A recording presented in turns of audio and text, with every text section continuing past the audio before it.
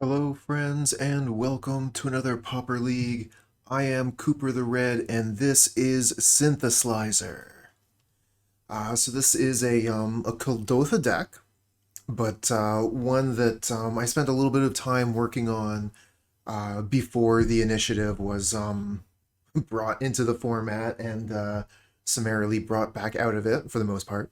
Um, so before the current Kuldotha Burn deck came about, I was looking at um, ways to build a Sly deck with Experimental Synthesizer, and I decided to go with a Goblin route because I wanted to be able to play Goblin Grenade, and we got to be able to play the really cool cards like Goblin Sledder and Mogg Raider, which basically the exact same card. Um, and these cards, as it turns out, all really seem to synergize very well with the new card from Brothers War, Goblin Blast-Runner. So it's 1/2 for 1 mana, and it will get +2/+0 and Menace if you've sacrificed a permanent this turn. Now, there are a lot of ways to sacrifice permanents in this deck. We've got Implement of Combustion sacrifices itself. Experimental Synthesizer does the same thing. Goblin Grenade sacrifices a goblin. Goblin Sledder and Mogg Raider, they also sacrifice. Kuldotha Rebirth asks us to sacrifice an artifact. Voldaren Epicure gives us a blood token, which can sacrifice itself. Makeshift Munitions, we are going to be maybe sacrificing an artifact or a creature to get this to go off. So again, that will activate the Blast Runner. And Mogg War Marshal, if I don't pay the Echo, asks me to sacrifice the creature. We're not done yet because there's still one more card left in the deck. Fireblast. We can cast this by sacrificing 2 mountains. So basically, every card in the deck that isn't Goblin Blast-Runner or Lightning Bolt allows us to sacrifice permanents. So I'm thinking Blast-Runner seems like it's going to be a 3/2 probably most of the time. Fingers crossed. As far as the sideboard goes, we've got another card that talks about sacrifice, Relic of Progenitus. It's a 3 of. I find that Relic of Progenitus, first off, if we don't really care about our own graveyard, so the secondary ability doesn't cost us anything. And then, having 3 of them, the potential to have 2 on the battlefield at the same time is, like, it's possible. And having 2 on the battlefield versus Dimir Terror is pretty good. You're generally able to keep up on the graveyard that way without ever having to sacrifice, making it very difficult for the opponent to cast the Tolarian Terror and Gurmag Angler. We've also got 3 copies of Molten Rain, mostly going to be utilized against Cobblade decks or any other kind of Basilisk Gate deck. But I guess like we could potentially bring it in against a deck that uses Karoo lands. We got 3 Pyroblasts. There's a lot of really good blue decks. Blue's a fantastic color, so Pyroblast is a really, really good hoser for that. And then also, it's going to be useful just to counter opposing Hydroblasts as well. We've got 3 Gorilla Shamans versus Affinity, and then we've also got 3 End the Festivities versus Kuldotha decks. So this is what we're going to be running with, so let's head into the league and see how we do. Keep this.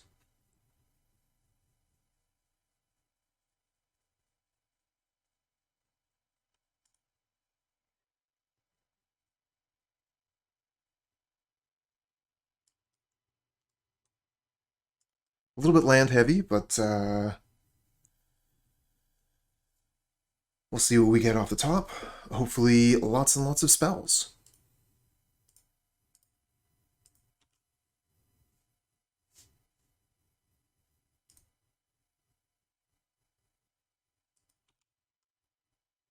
Basic Island from Top Grinder. Find a Lightning Bolt. Guess we'll attack for 1, play another Blast Runner, hold up Bolt.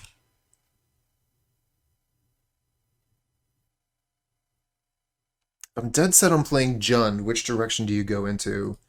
Well, I mean, there's not too many Jund decks. Oh yeah, 4 each would be amazing. There's like Jund Wildfire styles. Um, And then what else do we have in Jund? There's Jund tokens.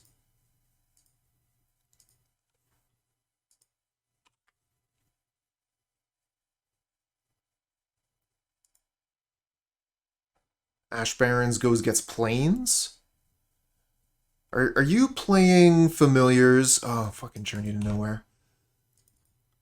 Okay, no, this is just Caw Gate. Bye-bye, Blast-Runner.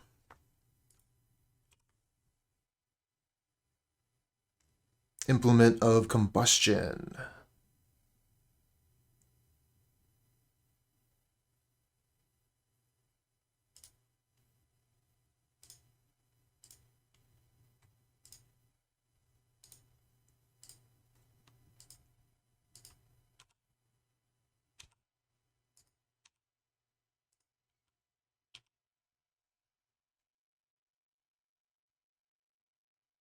Hey, Paul.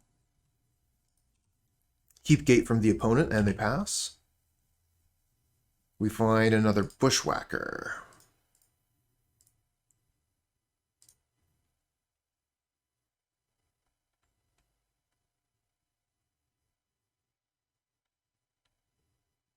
So they counterspell. Bushwhack again. Thinking about going for a Fireblast here as well, just to get the maximum damage in. Not like we have a lot for to use this mana for.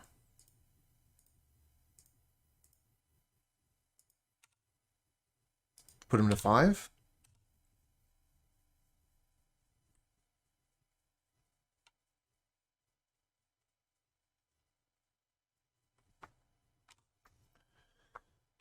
Okay, so preordained from the opponent.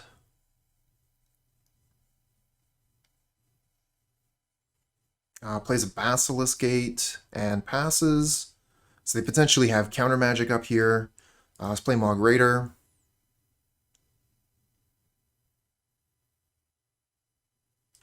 Resolves. Attack all.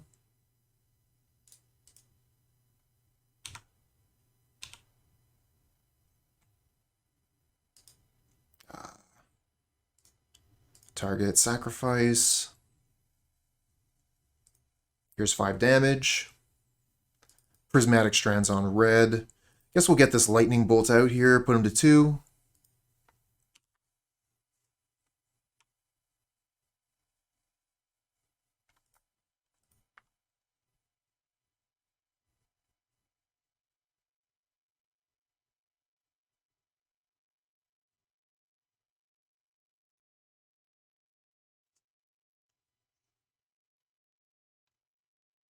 They cast the Modern Age. They get to draw and discard. So let's see what goes to the graveyard here. Suffocating Fumes. Plays a land. Another Modern Age. Looking for a cat here so they can flashback Prismatic Strands. They don't find it. So we would have drawn a Synthesizer. Maybe I should have drawn one more card there just to see what we would have flipped with Synthesizer, but it doesn't really matter. We get game 1. All right, so Molten Rain is one of the cards we're going to want to bring in here. Kind of wondering about Relic. There's definitely some nice things, including Prismatic Strands we could hit with Relic. And Relic also helps our Goblin Blast-Runner. But if we're bringing in Molten Rain and Relic, that is a lot of cards.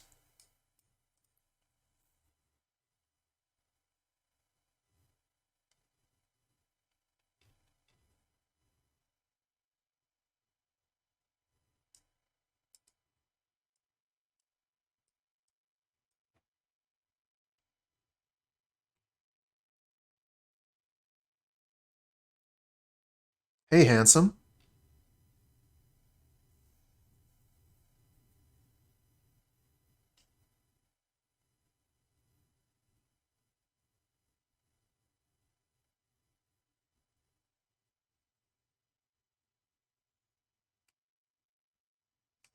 So many cool options here. Like, we could be bringing in End the Festivities because they've got cats, they've got Squadron Hawks. So End the Festivities could, clear out quite a few blockers. Definitely some value there. Pyroblast.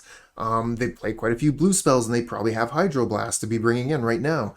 But how many cards can we bring in? Because everything we bring in, we're taking away from our main game plan, which is play goblins and attack. And, even Lightning Bolt seems pretty good here, being able to kill the Modern Age, the creature that comes out of it. I'm thinking Molten Rain, this is the kind of the reason to have Molten Rain in the sideboard at all, so that we can destroy Basilisk Gate so they aren't gaining 6 life a turn.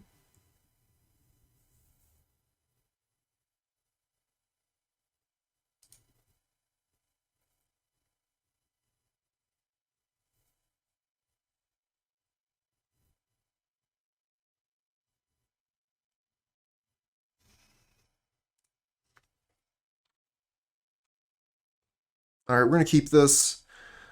Pretty risky, but like 2 Epicures and 2 Rebirths. If we find land, we're laughing.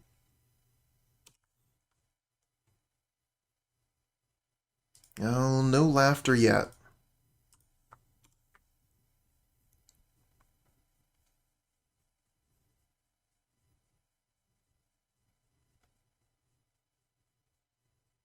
Oh, there's the cat.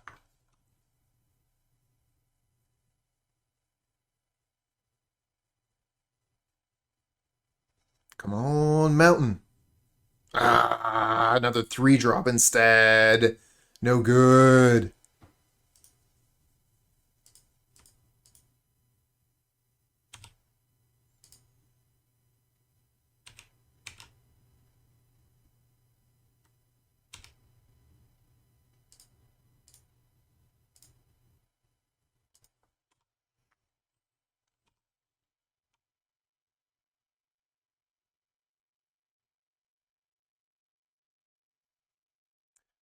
Cycle instead of tokens, instead of rebirth, definitely did cross my mind.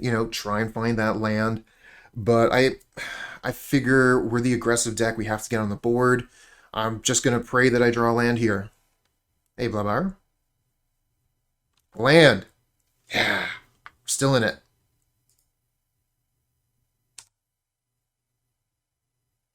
Okay, now they do have black mana with Caw Gate. Yeah, I'm thinking we don't even. I'm not going to play the other rebirth here. They have the sweeper, I'm pretty sure.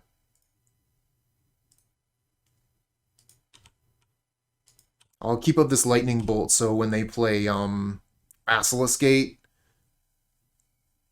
I'll be able to kill the Sacred Cat.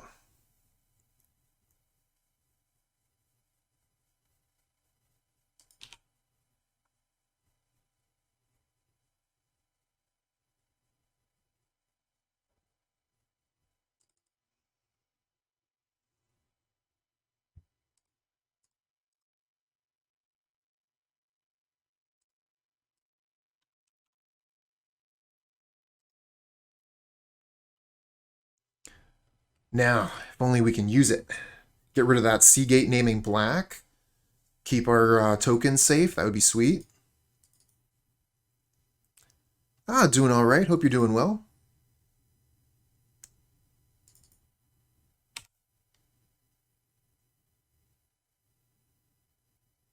Another rebirth.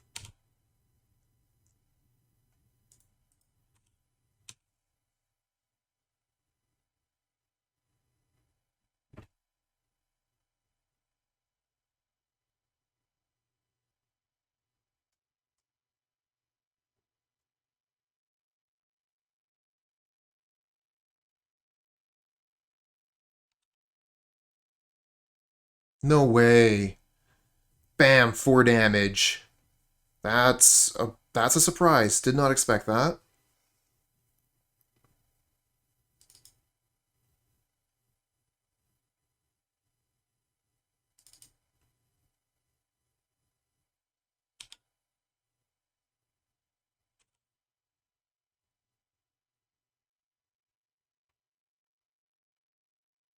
There's the Basilisk Gate.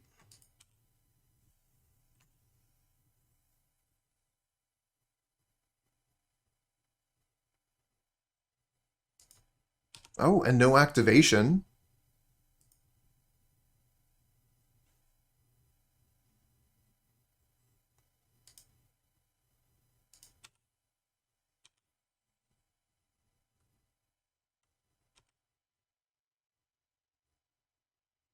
Bushwhacker. Oh, because I figure they have suffocating fumes. That's why.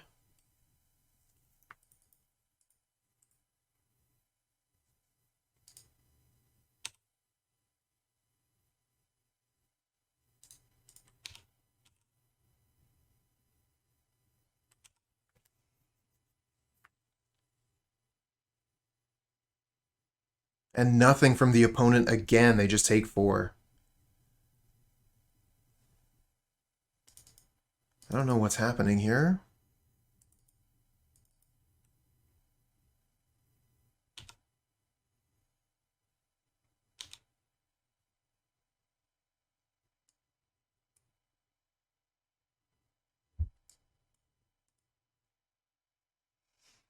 Another Basilisk Gate. Gross. But they still choose not to activate. They want to keep all their mana.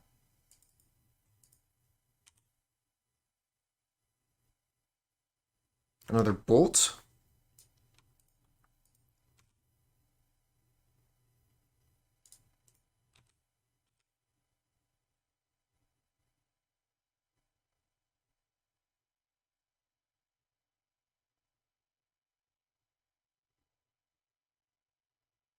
There's the fumes.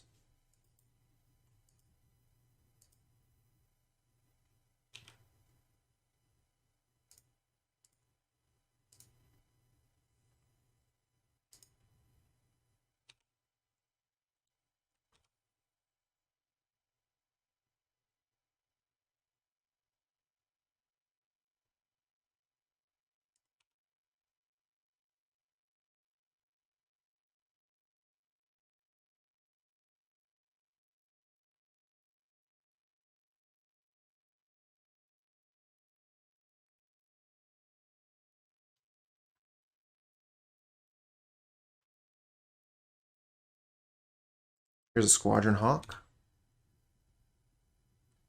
It's going to refill their hand.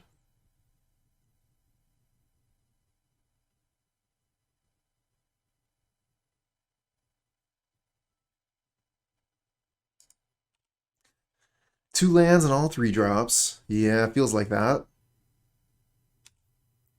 Come on, Mountain. Oh, come on.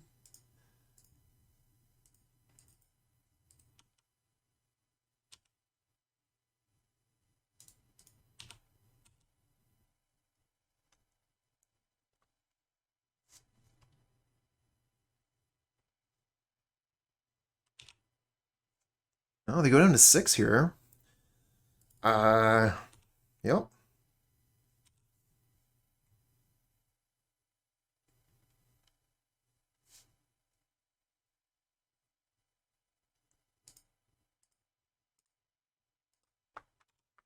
And they counter my lightning bolt. Oh, prismatic strands. It's a pretty effective counter. They're going to gain 6 life here, go back up to 12. They're mostly tapped out, but they have prismatic strands ready to go again.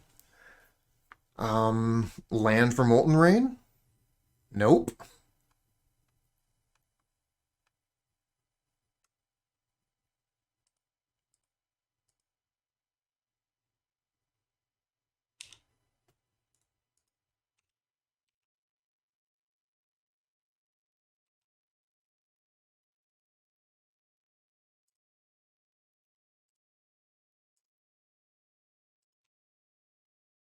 Oh, there's one.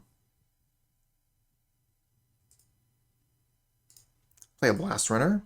And I guess we'll hold up Lightning Bolt, try and kill the Sacred Cat again.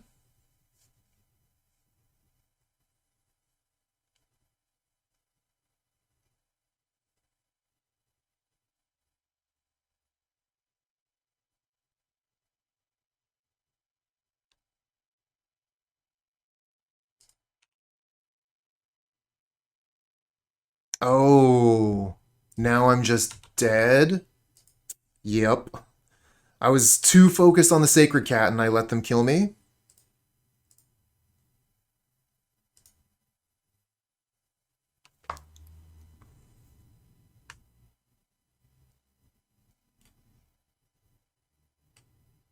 Those Molten Rains felt really bad there. Felt really bad, not gonna lie.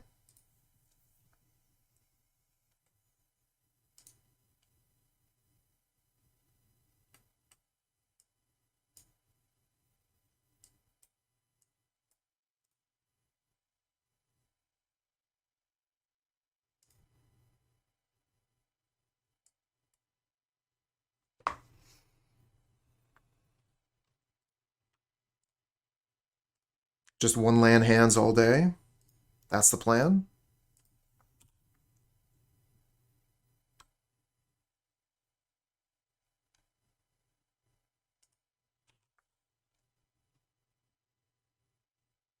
Well, let's pray for a land on top here.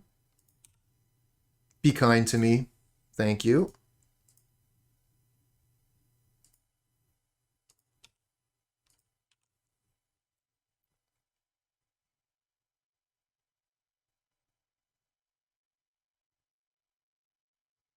Alright, so they got a Sea Gate and a Plains. Here's a Journey to Nowhere.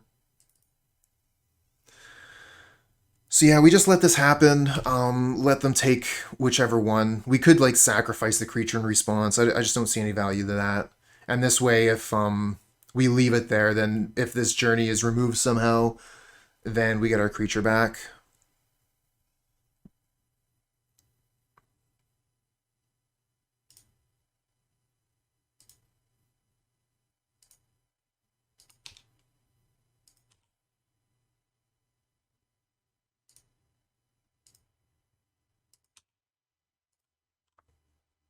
I mean, I was hoping for the land, but I'll take the implement. Hey, thanks for the follow, friend.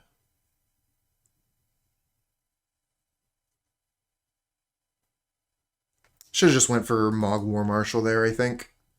Oh well. Because we have the Goblin Sledder,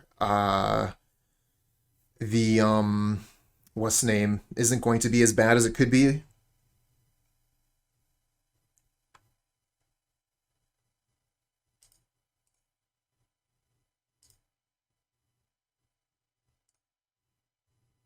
Yeah, suffocating fumes.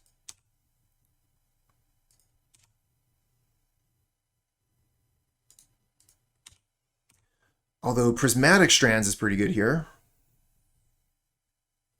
Okay, it is fumes. Alright, so target, sack. Target, sack. Target, sack. Alright, so they still take 7. Or, no, sorry, 5. Because this does reduce the power, but they do still take some damage. Yep. Can this deck be played with only mountains? I wouldn't recommend it. Great Furnace gives you another thing to sacrifice to Rebirth.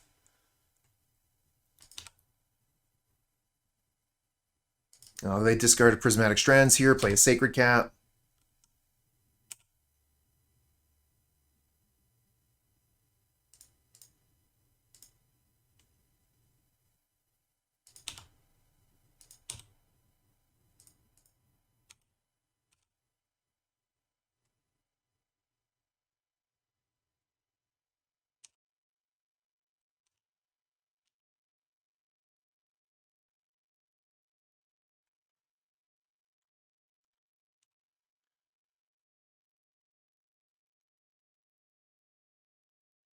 All right, so they play Island. Here's a Journey to Nowhere.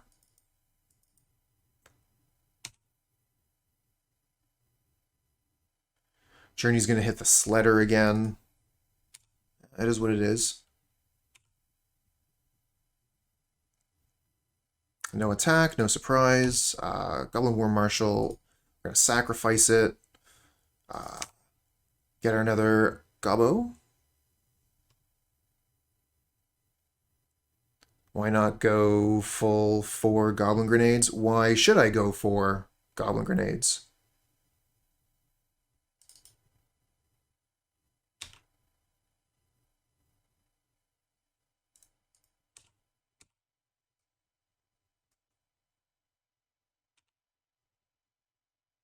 What do you take out for the other grenade?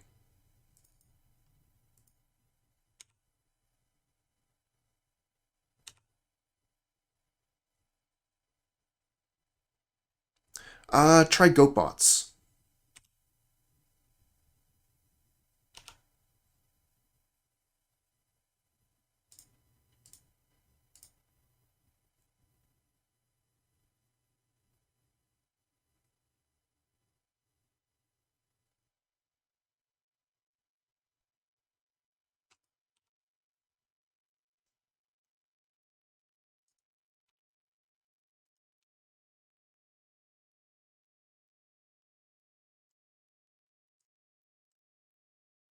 Alright, so we get a land. So we're going to play Mogg Raider into Goblin Bushwhacker here.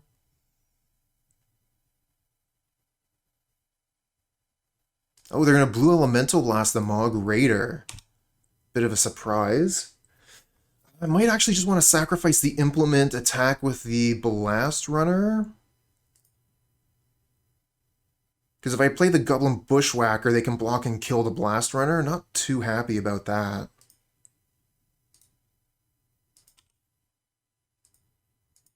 Ooh, okay, Epicure, cool draw, I like that. I think we still just do attack all. We get 2 extra damage in this way, so every point counts.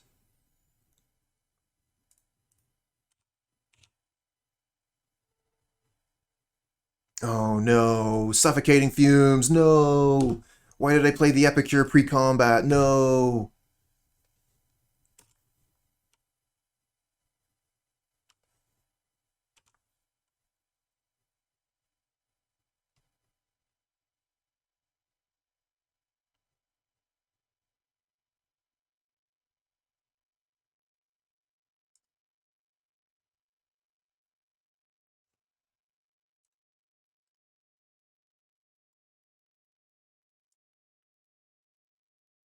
They're not in grenade range, and we have no grenades in our deck.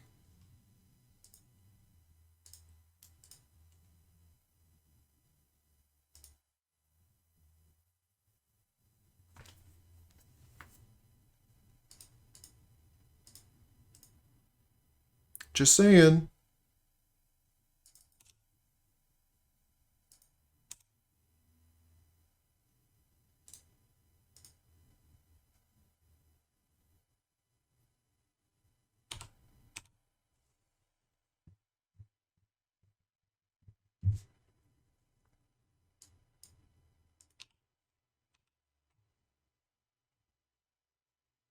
Oh no, Prismatic... Oh, Suffocating Fumes again. Ah, still gross. 3 Suffocating Fumes from the opponent. And Prismatic Strands. See, like... Okay, I cast Goblin Grenade, I lose one of my attacking creatures, and then they cast Prismatic Strands. Half of their card counters 2 of mine. Okay, but you know, they're at 5 life, so Goblin Grenade, just saying.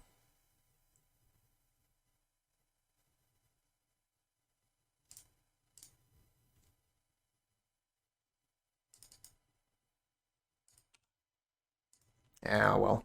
We're losing this one.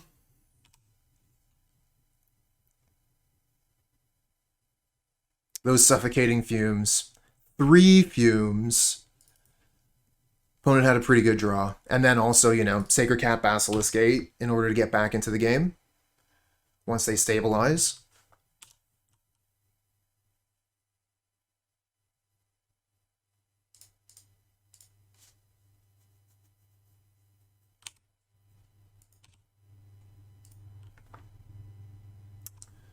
If I triple block, we kill the cat. I don't think that's... Oh, shit. I meant to attack. Crap.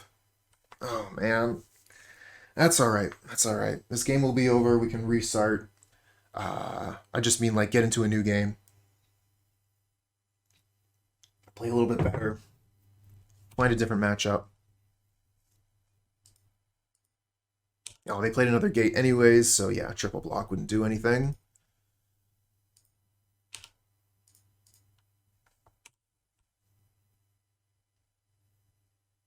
Now they're back up to 16. They have a higher life total than we do. Think we're in a bit of trouble. Just saying.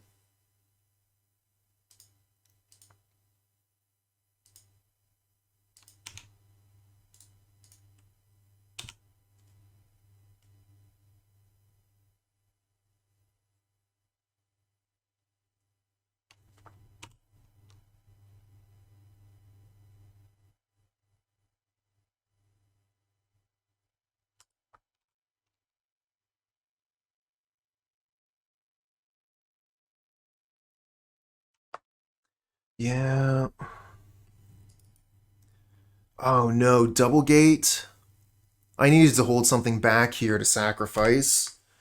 Alright, we're gonna have to block with Mogg Raider and sacrifice it. Because if they go back up to 20 here, this game is over.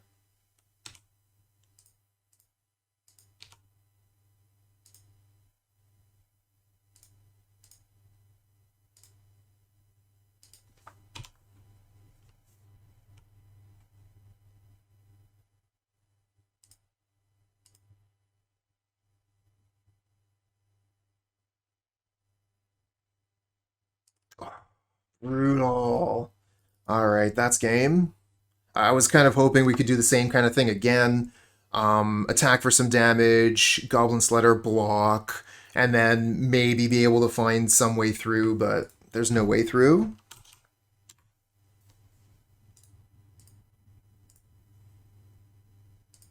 All right, let's see what we can do with the play. We can start with another one land hand. But we do get to go, like, implement into Rebirth, draw a card. So I think I'm going to go ahead and grab this. Kind of like a second Fireblast somewhere in the 75. You got to take something out to put something in. What do you take out for the Fireblast? And I really don't know that the sideboard is ever a place for Fireblast, but I could be wrong.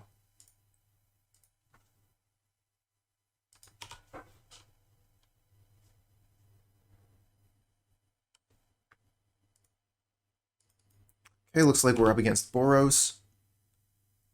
We find a land on top. Okay, how does that change things? Probably want to go Raider Rebirth here.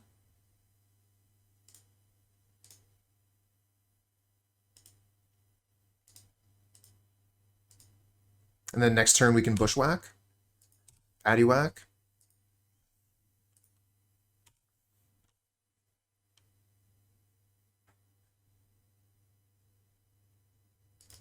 Opponent plays a Synthesizer on turn 2. Finds a Seeker of the Way. Cannot be cast.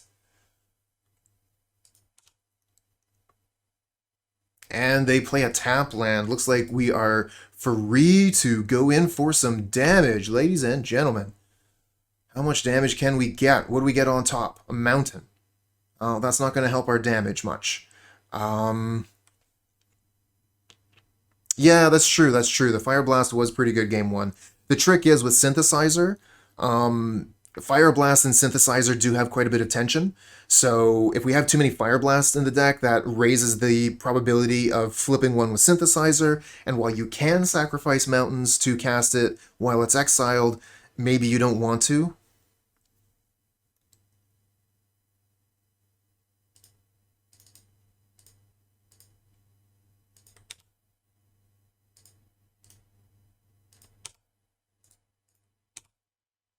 Runcore, hello.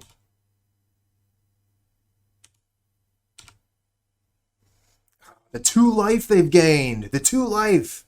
I would have just done half their life total except for that. Okay, here's a Synthesizer on turn 3, revealing Mountain. Alright, so they can take advantage of that. They do so. They play the Mountain. 2 mana up. Rebirth. Flipping a land. Well, they've already played a land, so they can't play that. They have 1 mana left. And looks like a pass.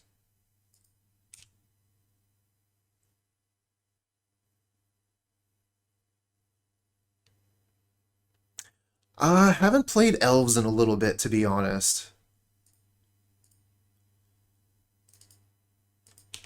Seems like a difficult time to play Elves with so much removal in the format.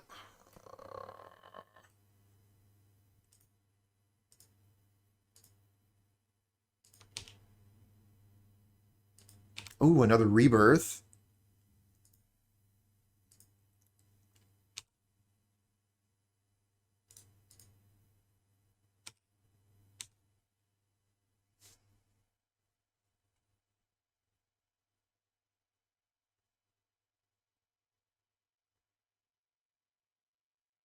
Alright, I think we're just going to trade here due to...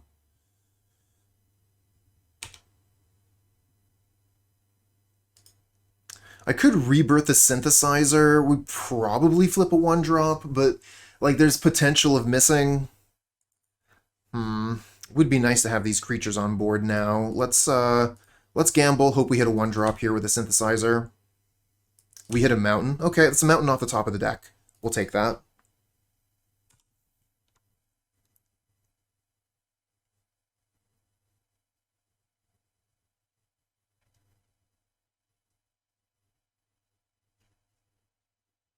Here's an Ichor Wellspring. Being careful here not to hit F6, just in case they have End the Festivities in the main. We do have a Mogg Raider on the board, so we don't die to that. Here's a Thraben Inspector, pretty good blocker. And another Thraben Inspector, 2 good blockers. Alright, let's see what we draw for our turn. Goblin Grenade, let's go. So that's lethal.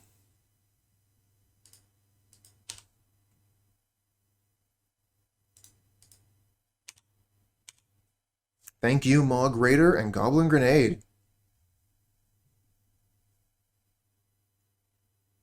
Alright, target, sacrifice this.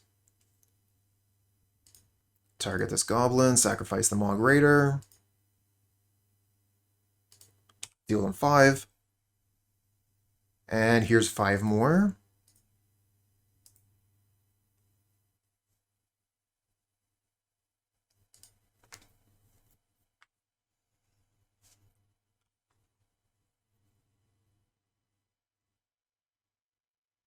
Hey, Blaubear. Yep. You caught me. You caught me. Alright, so what are we playing against? We're playing against Boros. So they have... Like, End the Festivities isn't super good against them because they have a lot of X2s. Don't really like a lot of the sideboard here against our opponent. I think we're just going to resubmit as is. If I had Flaring Pain, I would bring that in.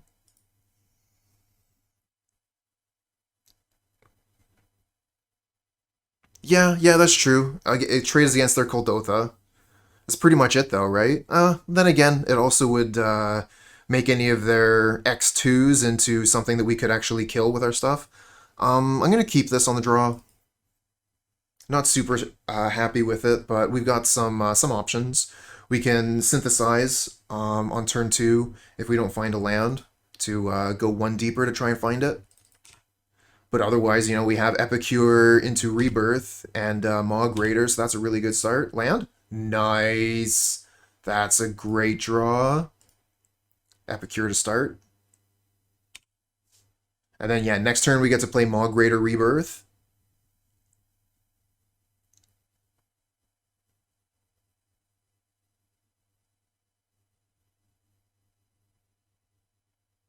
Ooh, Seeker of the Way. That card is so good against us. Find another land.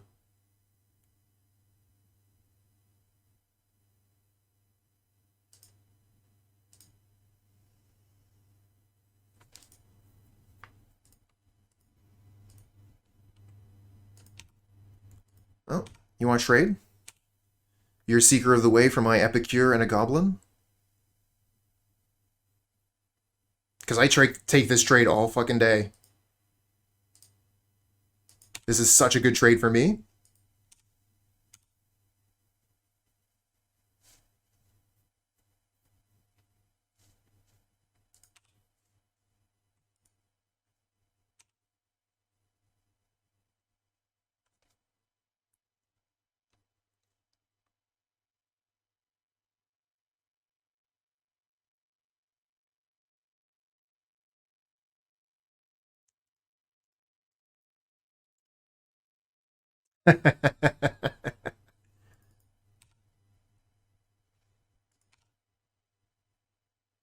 Stand by that statement.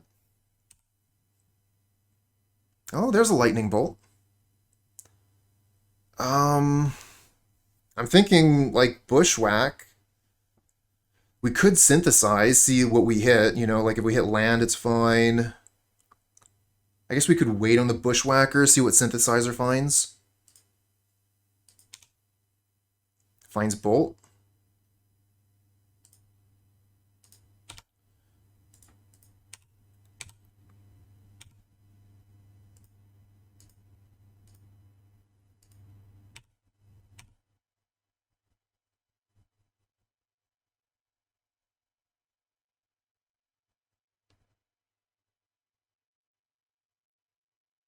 Oh, they found Rebirth. That's a bit of a pain with Bushwhacker in hand.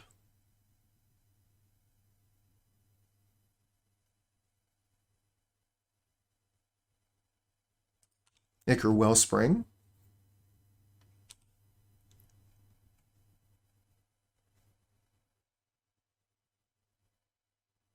And Glinthawk, returning the Ichor Wellspring. Alright. I guess we can Lightning Bolt that Glinthawk.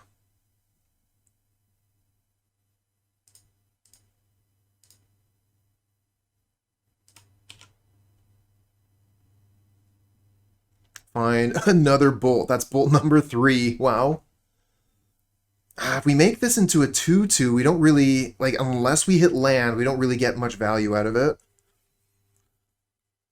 And if we Bushwhack, they just trade, and we are left with nothing to sacrifice to our Goblin Grenade.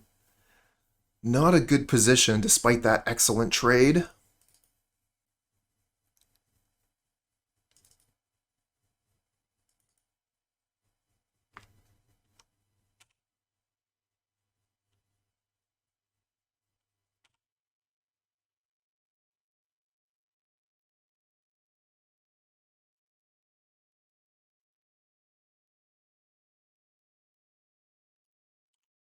Wellspring comes back down.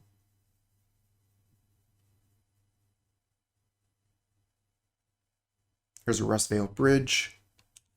And combat. Okay, we'll take this. And maybe we can get in for some damage with our goblins now.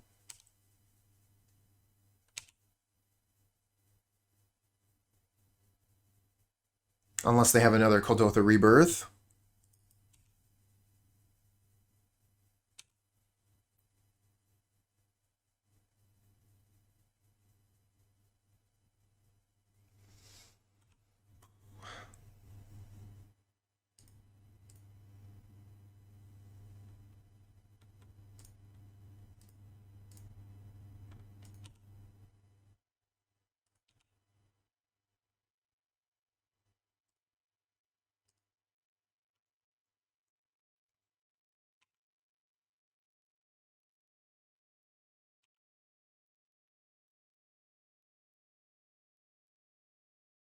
Yeah, no kidding, right? I mean, that's just the way it worked out. They drew Rebirths. You know, End the Festivities, not very good against Seeker of the Way, not very good against Glinthawk. It would be good here, though.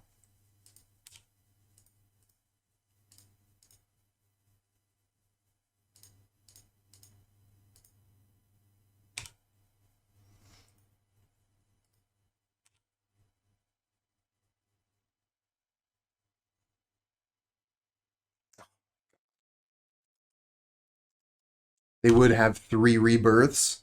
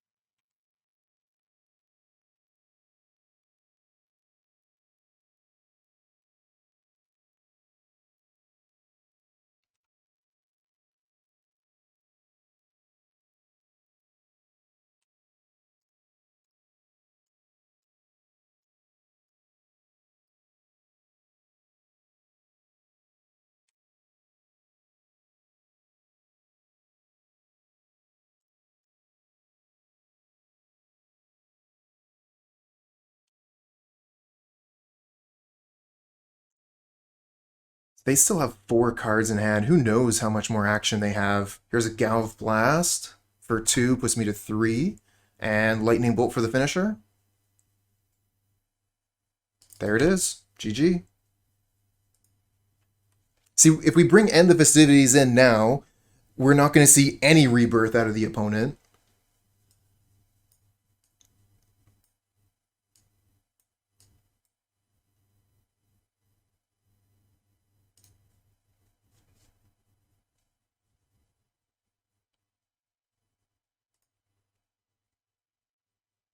Oh, this hand looks great.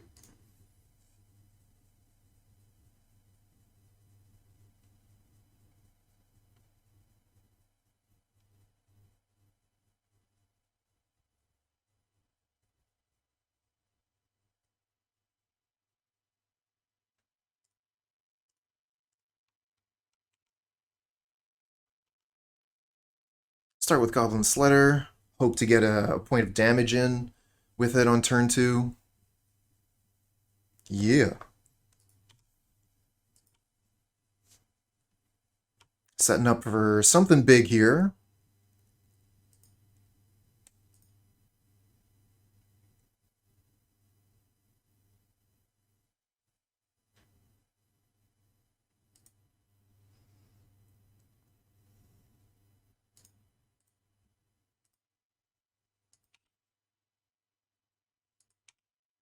Find another rebirth. Ooh, if we find Great Furnace on top, that would be pretty cool.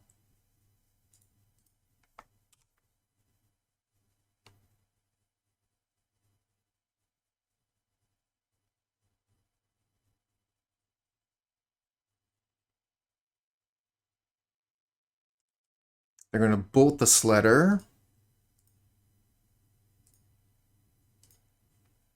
Pump up one of our Gobbos. At least something would survive. Mountain End the Festivities here. No, they play Boros Garrison. So let's hope for Great Furnace. We find Epicure. Think I want to go Epicure Rebirth here instead of Bushwhacker.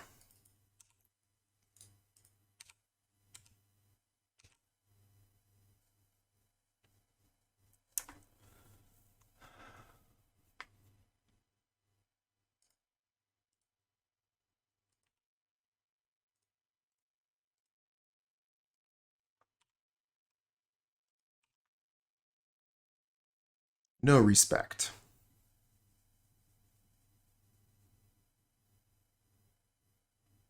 Okay, nice. No punish.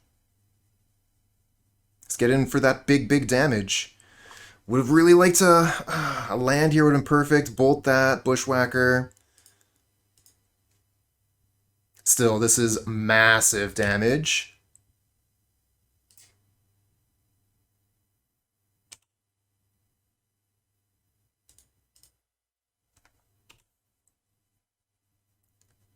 So that's 12, 16. They go to 1. With 2 bolts in hand. Now, they can gain some life here with this Seeker of the Way. Question is how much? Miss on Gutshot. See, the opponent's at 1 life here. We should be playing 4 Gutshot.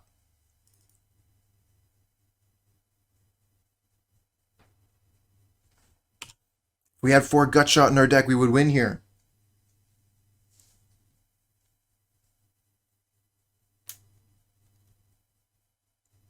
Now, it's just bad deck building.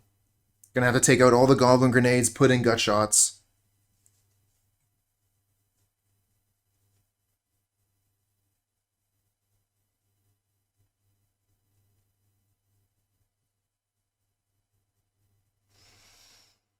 Alright, so they gain 4, back up to 5.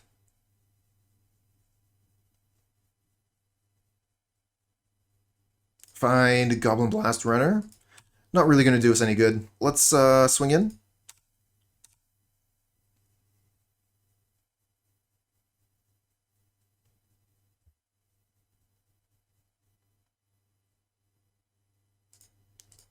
And bolt him.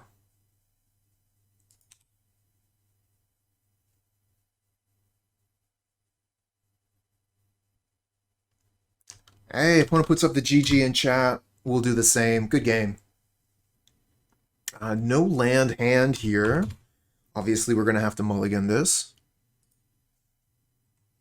Yeah, we'll keep this, get rid of a land. Mountain in particular. Yeah, Denizen's great. It's a great card. It's just with the way the meta is right now. It's too easy to block, too easy to kill with Lava Dart. Um, yeah, so I had to take it out, or I chose to take it out. Have you ever searched the meaning of menace in Italian? I have not, Oko.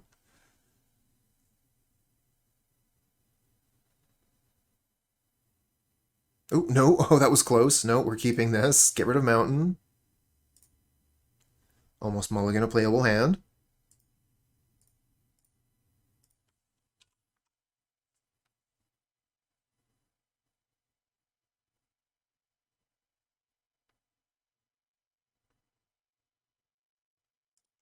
Okay, they play mountain and Voldaren Epicure.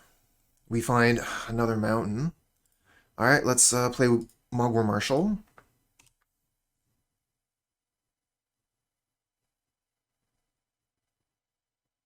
They have a Swift Spear. Nameless Zero. Cheers.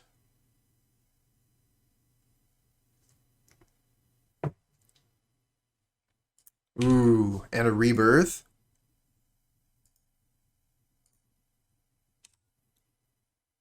Hmm. Yeah, yeah. No, Pomegranate Lemonade.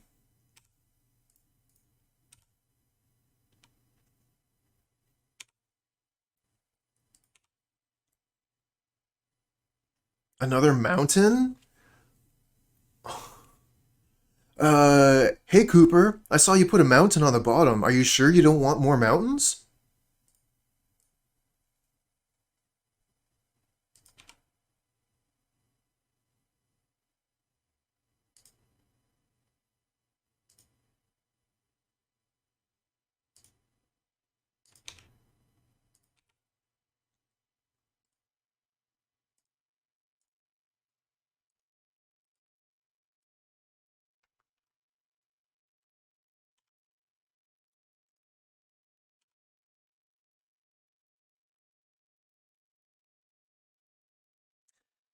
I think that's pretty apt there, handsome. I think that's pretty much exactly what's going on.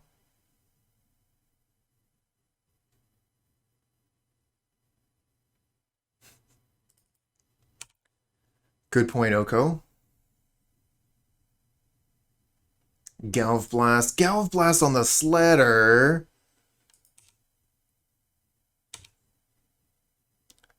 Do I have to sacrifice 2 goblins to keep it? Oh no.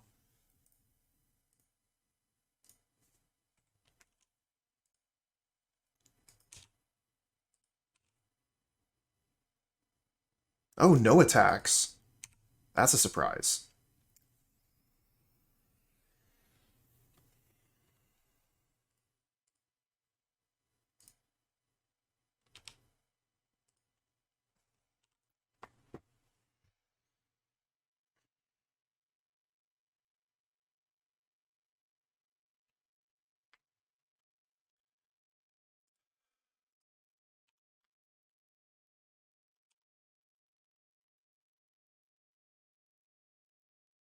Sometimes. When I don't want to, yeah, absolutely. When I do want to draw lands, it's the opposite, of course. But humans do have a negative bias, so we tend to remember the bad things that happen more clearly than we remember the good things. So just because, this is ugly now, it's going to be particularly painful and memorable, but doesn't mean that there's any kind of plot by the universe to make me lose a game of Magic.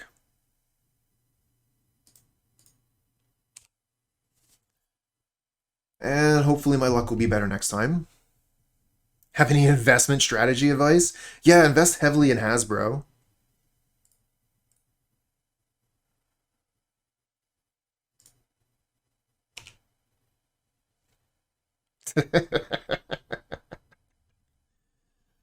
uh,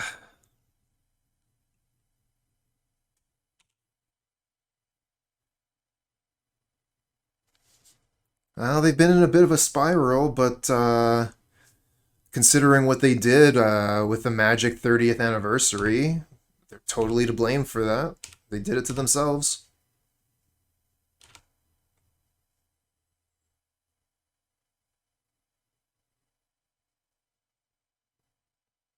Hey kids, you want to buy 4 booster packs of cards you can't legally play for $1,000? No. Why ever not?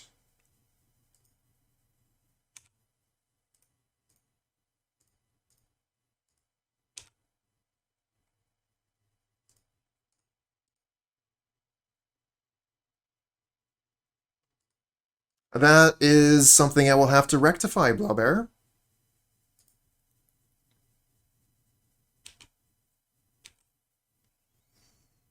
And I have an emote slot, so that's perfect.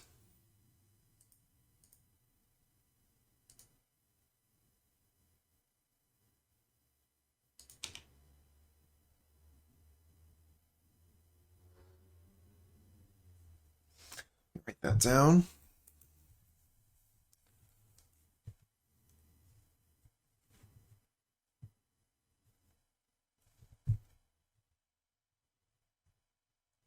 There we go.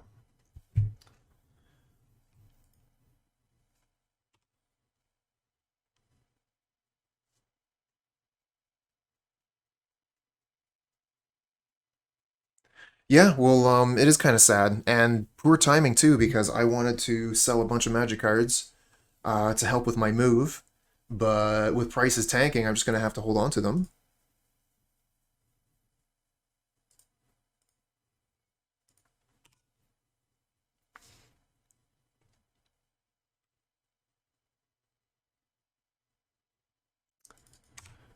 Dual lands,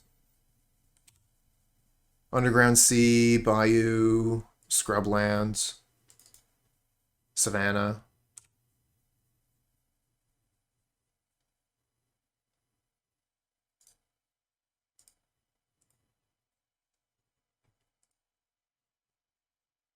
Yeah, exactly. So I figure I'll just hold on to them. Hopefully they'll climb back up. All right. So we're playing against Kuldotha. Let's bring in 3 copies of End the Festivities.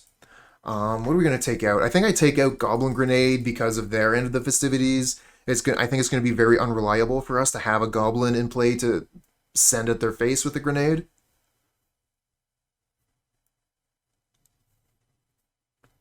Well, I mean, Magic is still a beloved game. I'm sure the evil overlords have messed it up for themselves, but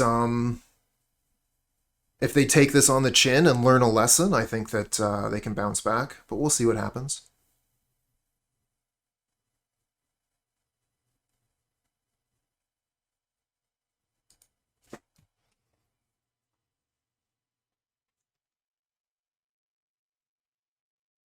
I don't know. I mean, Magic survived Mercadian Masks. It survived Fallen Empires.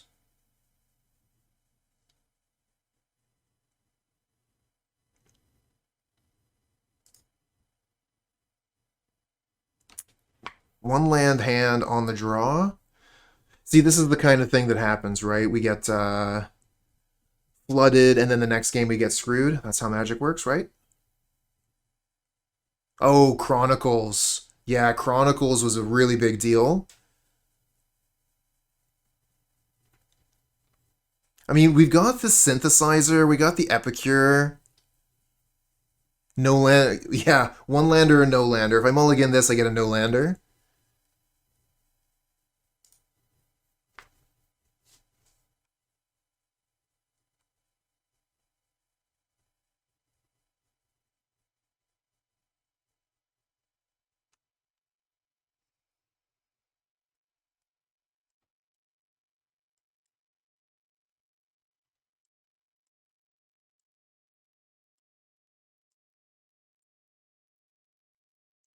Almost all one drops. A lot of one drops in this deck. Pretty sure it has more one drops than Kuldotha, but maybe not. I mean, Kuldotha has the Flame Breather and the Reckless Impulse. And then we have Mogg War Marshal and one copy of Makeshift Munitions. Moving to Lunenburg, or thereabouts, like Bridgewater. So still in Nova Scotia.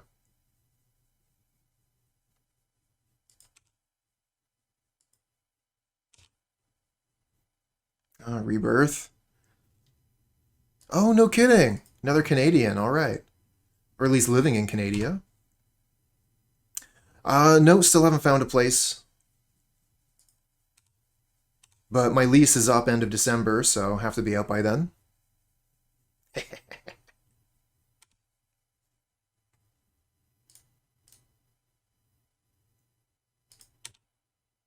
Land. Nice. Oh yeah, moving sucks. Hate moving. Alright, 1-for-1, Galvblast or Mogg Raider. Oh, no kidding! Lived in Halifax for 18 years. That was quite the run. I was spent most of my time around Ottawa growing up. Implement. Kind of want to, I want to bolt this. I want to rebirth. Grew up in Toronto.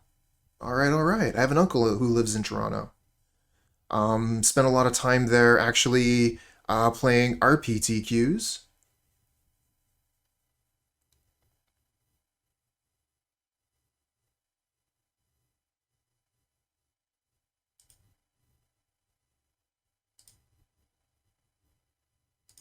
Regional Pro Tour qualifier. Something that we used to do. Nice! Mountain on top, let's go!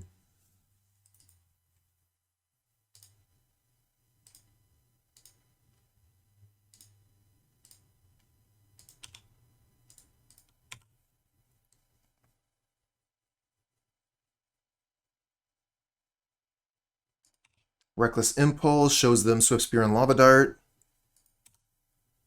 I mean, we got really lucky. We got really, really lucky. Synthesizer gave us 2 mountains. Incredible luck.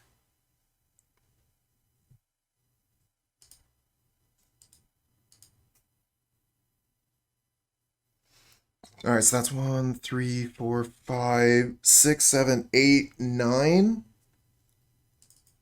Yeah, whatever. We can just wait.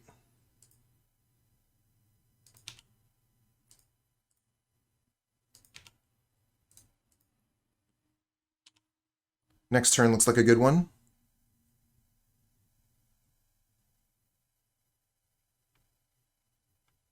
You play in the Halifax scene around 2011, 2012-ish. Ah, that would have been really, really early. I think that would have been when I was like just starting to get into the competitive scene.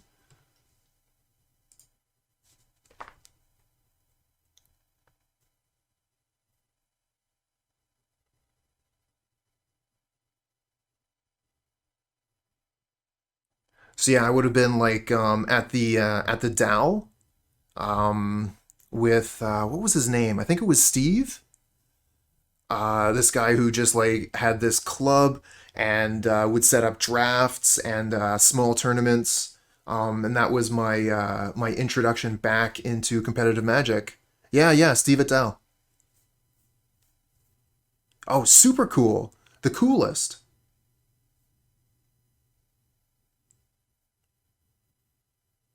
Just did so much work to bring Magic into the or give us a place to play Magic anyways. For the more casual player, for someone who was like starting to dip their toes into the competitive scene, it was a great place for me to cut my teeth.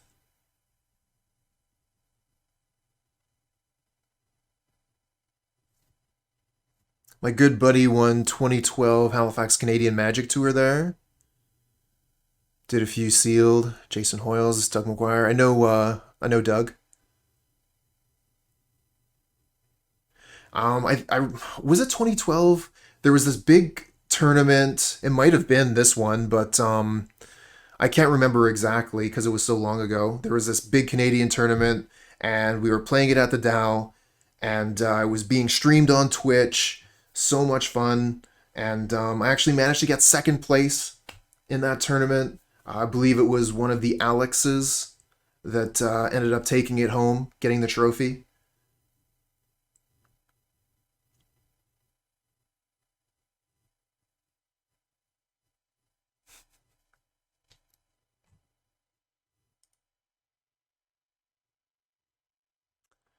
Thinking Alex Marshall, but I'm not sure. I'm terrible with names. Land heavy hand, so we're just going to be drawing lands off the top forever.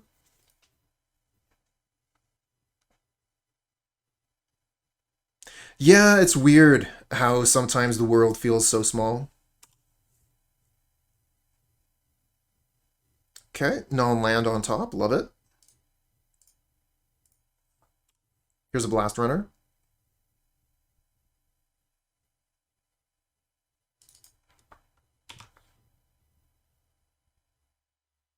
Oh, really? Practicing for Toronto. What's going on?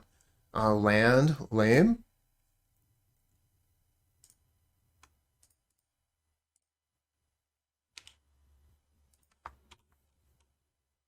Regional champs. Well, best of luck to you.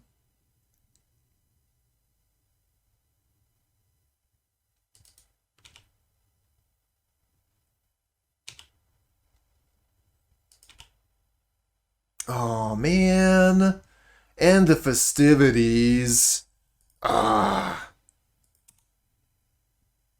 That kills most of my War Marshal and also really takes away from what I was going to do this turn. Because that Mogg War Marshal Echo was going to make this into a 3-2 menace, but now it's not.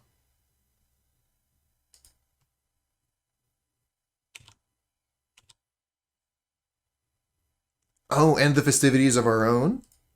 Alright, we're going to hold on to that for now. Could be good later. Let's go with Bushwhacker with Kicker. And let's Lightning Bolt the Flame Breather. Flame Breather can do a lot of damage over the course of a game, so we're going to get that off the table before it gets a chance to do too much. Okay, here's a Rebirth, which is perfect for our End the Festivities in hand. We're going to be able to clear the board, looks like. How about you play another Kuldotha Rebirth? One more Rebirth, please.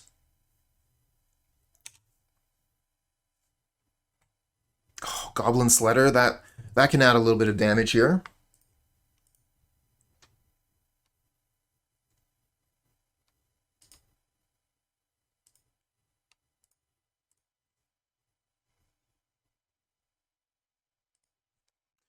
So we sacrifice the Sledder. We do get some increased damage here, but then we also lose our insulation versus their End the Festivities. I think I'm just going to hold out for now, do the 3 damage, put him to 10, and go from here. Because, yeah, we could have put him to, I think, 7. Ooh, Lava Dart. Lava Dart into the graveyard. There's End the Festivities. Unfortunate.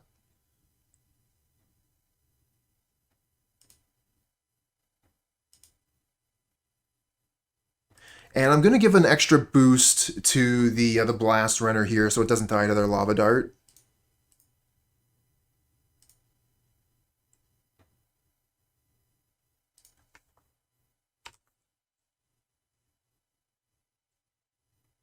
Oh, there's Chain Lightning.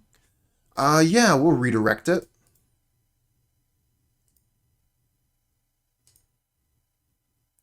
Hit them. Free spell. Definitely take that. Really? I would have expected they use the Lava Dart here rather than a Chain Lightning from hand. Okay.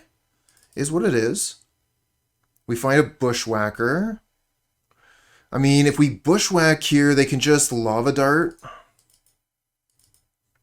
think I'm just going to pass.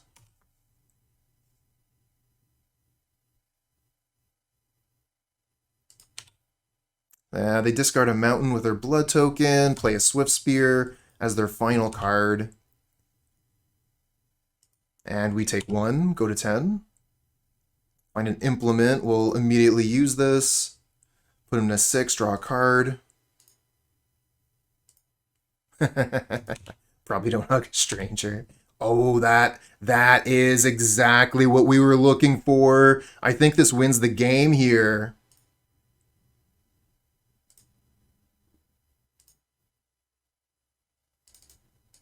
And that's why we held the Bushwhacker, friends.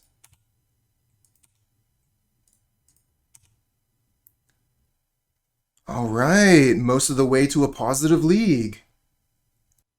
Another one-land hand. One-land hands all days. Used to have a mail room? I mean, keep it.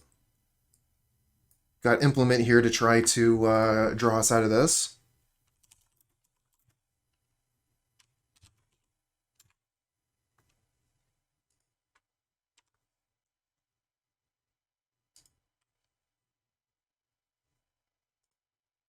All right, I'm going to play the Implement first. I'd love to play Blast-Runner first, but I need to find this land. So playing the Implement gives me 2 draws next turn. Ooh, Mere Servitor. Oh, Orzhov Basilica. Really don't know what's going on here. All right, let's rebirth the Implement. Hope we find land here. Mountain.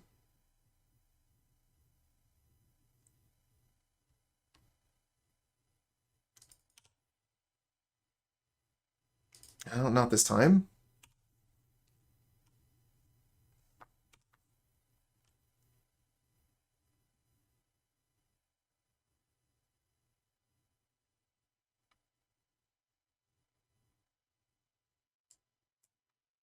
Virus Beetle. Okay, let's discard one of these two. I'm thinking, I don't know, Makeshift Munitions. Let's get rid of that. Gonna be one of our 2 drops for sure.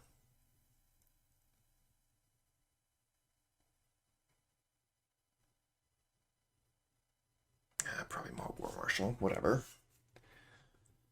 Makeshift Munitions would probably make short work of a lot of what they're doing. Just don't think we're going to really have time to be playing that if we're not drawing lands. Land here would be nice, though. Just played 2 Blast Runners in a row. Pass.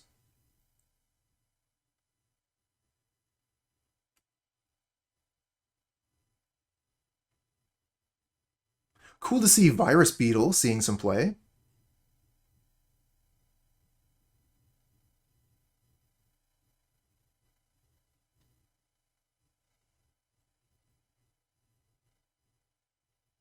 I think someone was actually mentioning Virus Beetle the other day, just yesterday.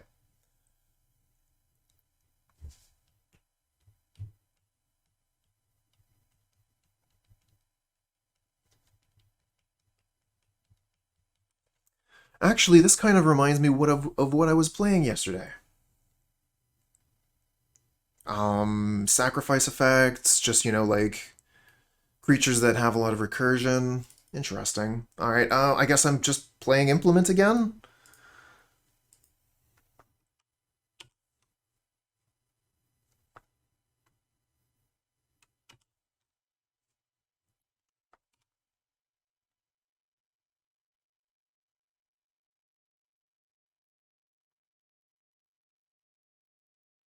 Oh, yep. That's real bad for us. Okay. Find the land.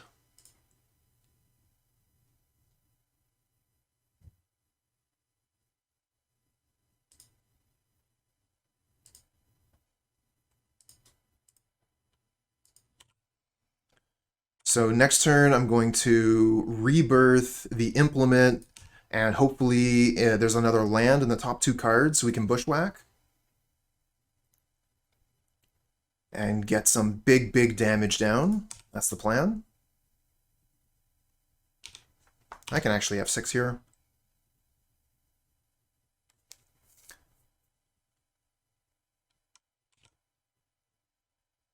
And like killing this thing isn't even really good because when it comes back stronger. All right, we find the land.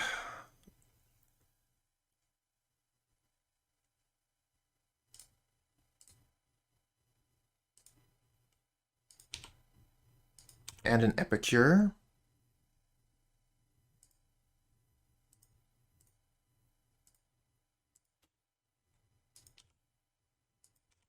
Here's a lot of damage.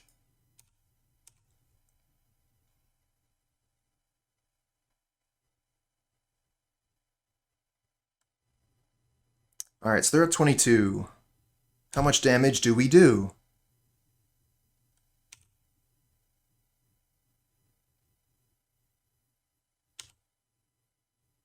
We put him down to 4. That's what, 18 damage and no more?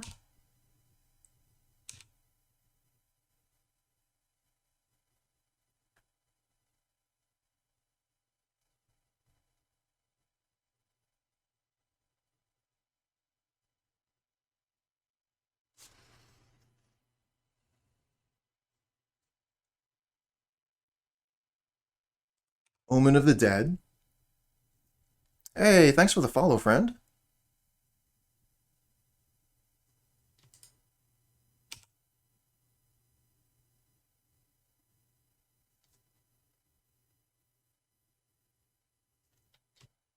Yeah, they go up to 6, and then we kill them with Goblin Grenade Epicure as long as we get to keep a Goblin. We also have combat. So yeah, it's looking good, but we'll see what they have here.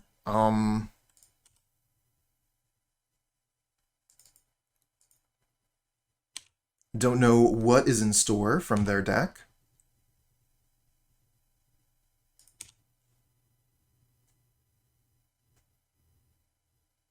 Oh, Suffocating Fumes before I can Goblin Grenade.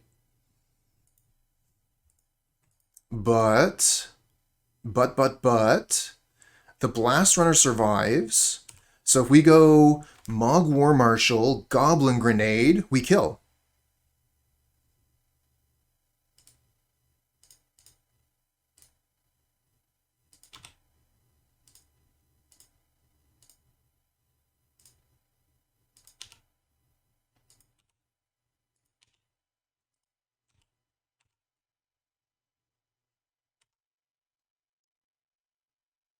And the land would have also just let us kill with Epicure, which was also something we could have done. Could have been like, yeah, we have all these. All right, not sure what we're supposed to do here. Relic, because they seem like a graveyard recursion strategy. End the Festivities, it seems like they've got a lot of 1/1s that End the Festivities could just take off the table.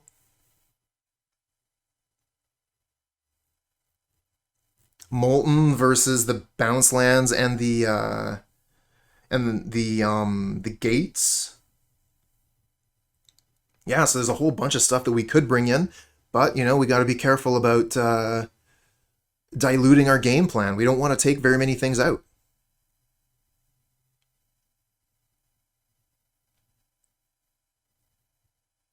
So what do we think the best things are versus their deck? I think the best things are probably End the Festivities and Relic.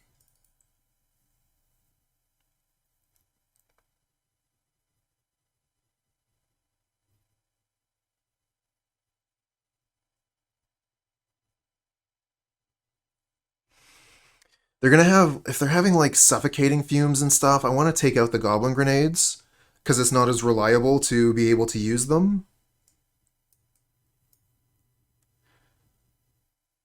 And then, you know, like losing an entire board and top decking a Goblin Grenade feels pretty bad.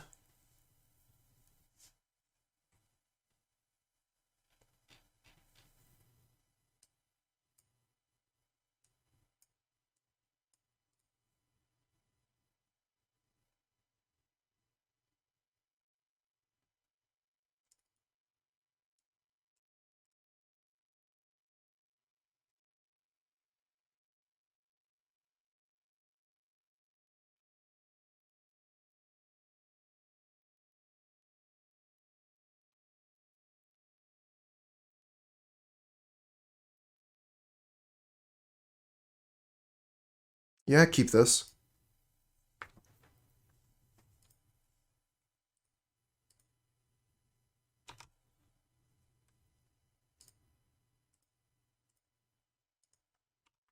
Not a huge fan of Fireblast here, but maybe that will be the final points of damage we need to win. No Flaring Pain in this one. Or we can just get rid of Fireblast now.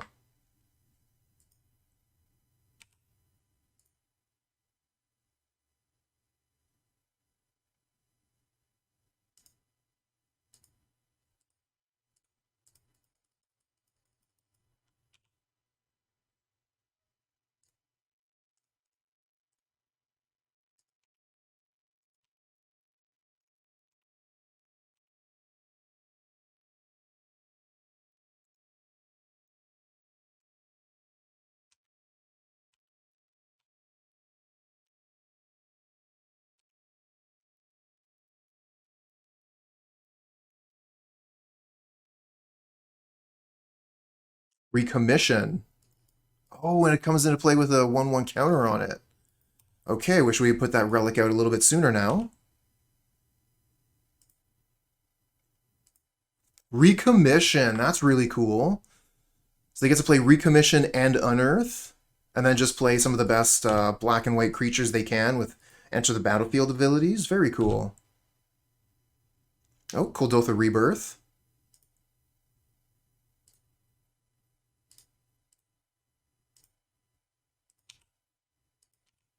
Did not find a land there, too bad.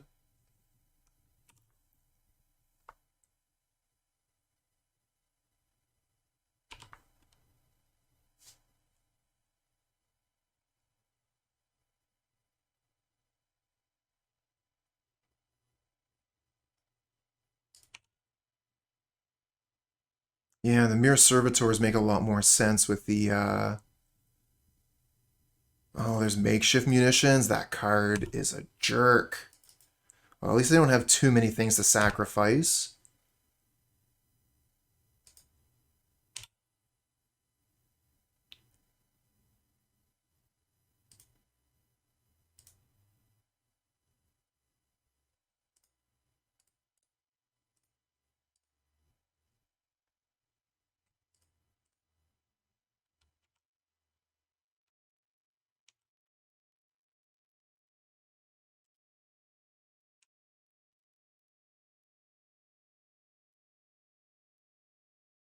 Pajuka Bog, no problem. Don't mind losing my graveyard.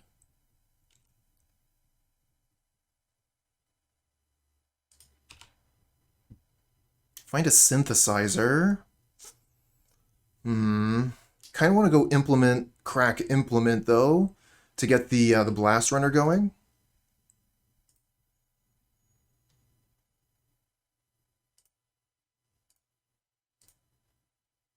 Get that Blast-Runner all charged up. Find a Bushwhacker on top. Very cool. Good thing we didn't play the Synthesizer. The Bushwhacker would have looked real poor on top. Alright, let's attack with everything except for the Mogg Raider.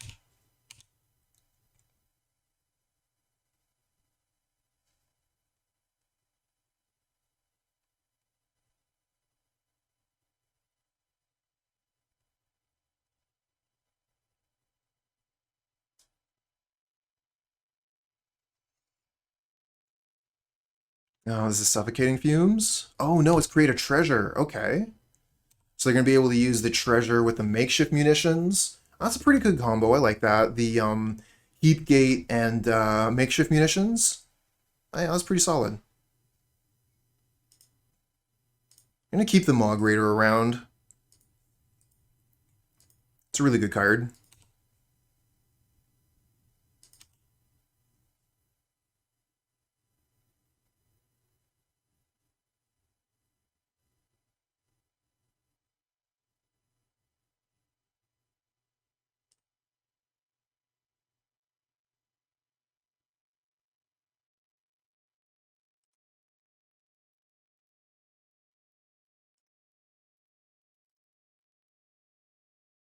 Alright, so we lose one Goblin this way. Relic. Get rid of that Servitor.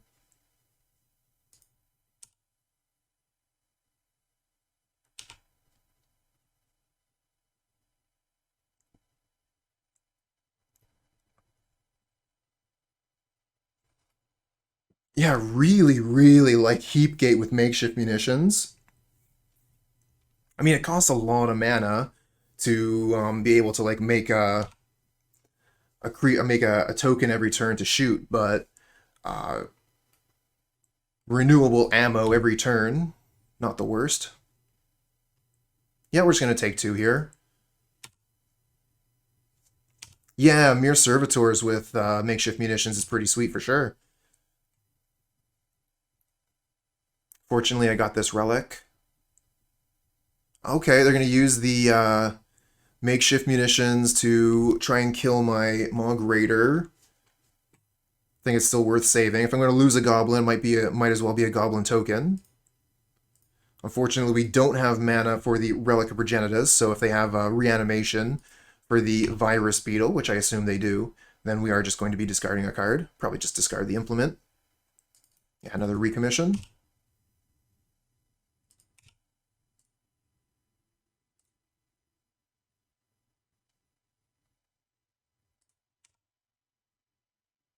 Lightning Bolt.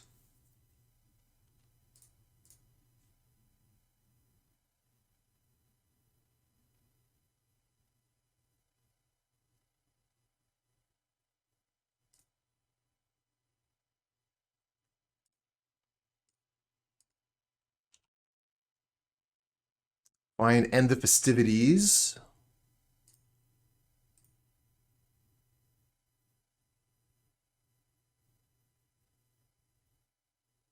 I'll use the makeshift munitions here. Yep.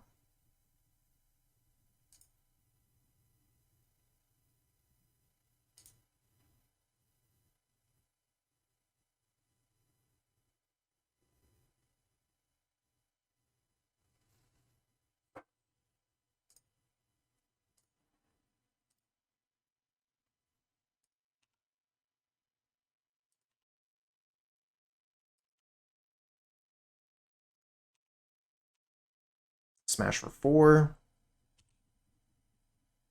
I should have attacked with this too. Be fine to trade there. Yeah, I should have attacked with the 1/1 donut.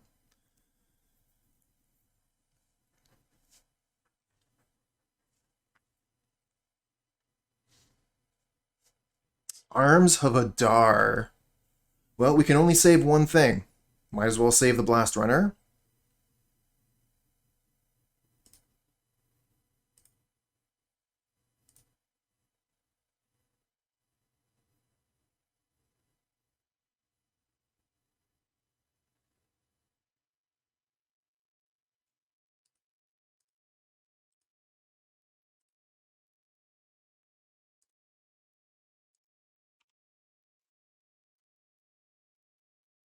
Well, they are pretty much out of resources. They have 1 card left in hand.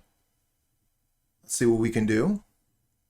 Find a land so we can bushwhack and bolt.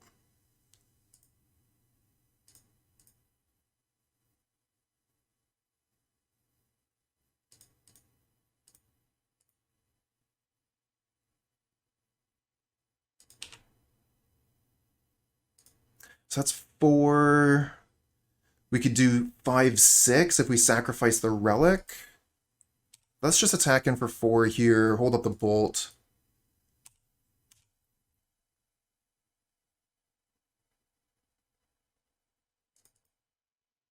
Okay, they're gonna sacrifice. Yeah, it is what it is. That's fine. We have access to the relic if they try to bring anything back from the graveyard this way.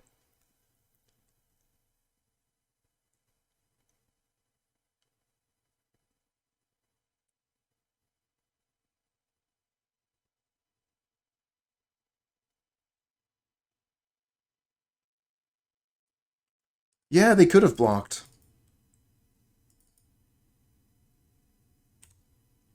Maybe they just thought it had menace.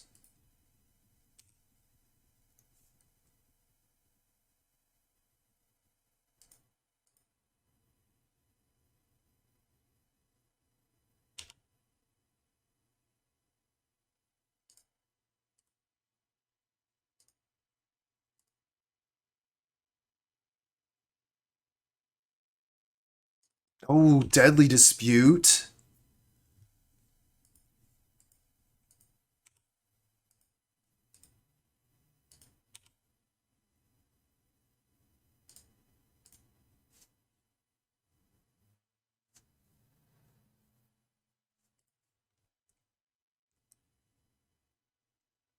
Play Mogg Raider, sacrifice it. So that's 3, 4. Hmm.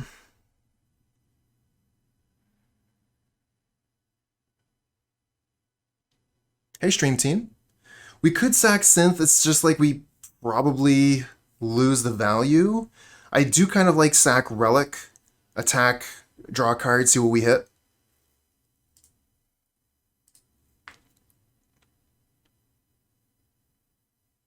Mogg War Marshal.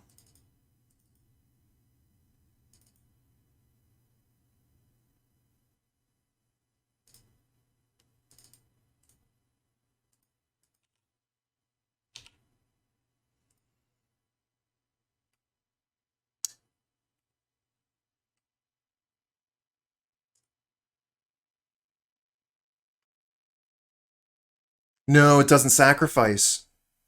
It just exiles itself. Yeah, I thought it was a sacrifice, but yeah, no, it's not.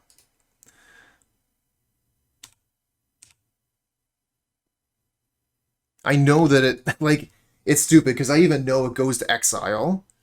I don't know why I thought it was sacrifice itself.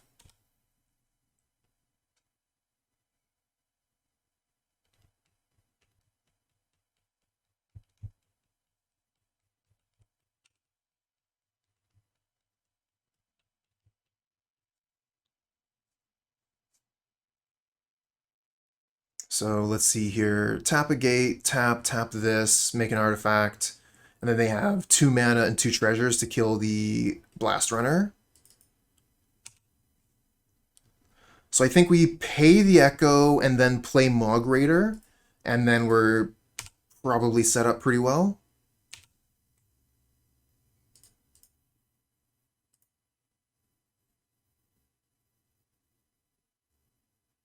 It's because I want, like, because they can kill the Blast-Runner here is the issue.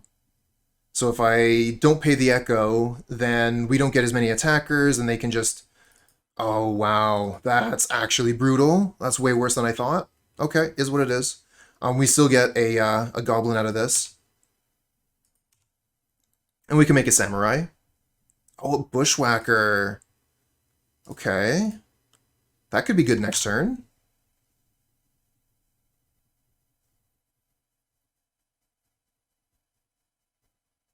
Yeah, that could have been worse. That could have been way worse if we hadn't paid.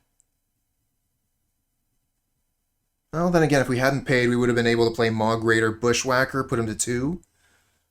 So, you know, a few different ways that could have worked out.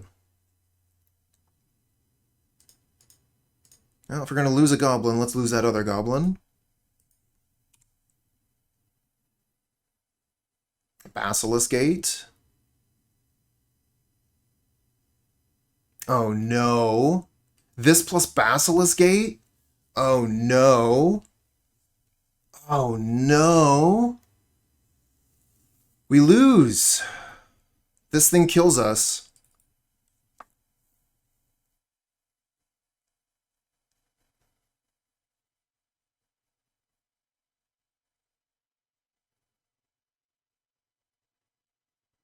I mean, I guess if they block...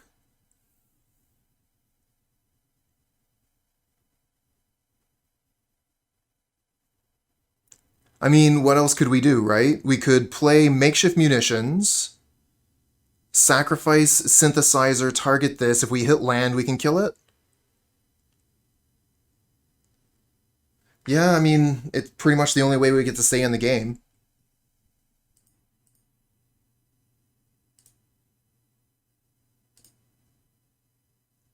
Oh shit, you're right. Attack before playing this, so like they block and then we can just get them.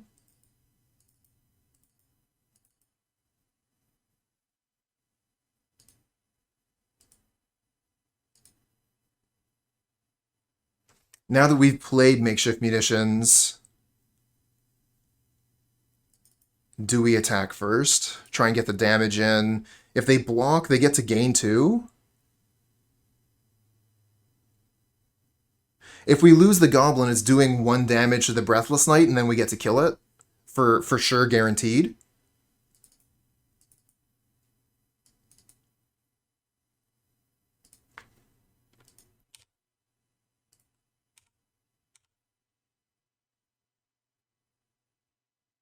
No, it flies. And they, yeah, it flies.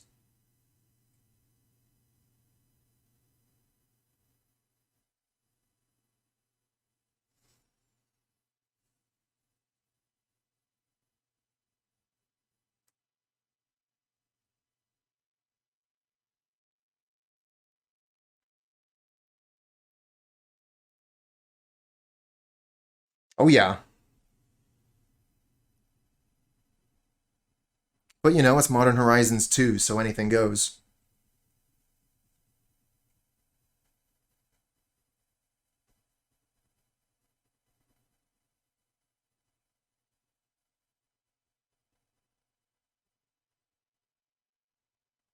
Okay, so they do take the block.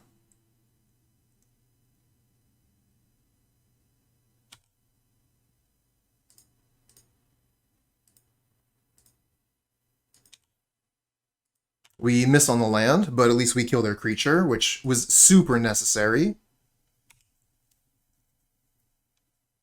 Because, yeah, Basilisk Gate, they just kill us. They should have taken the damage there, for sure, for sure.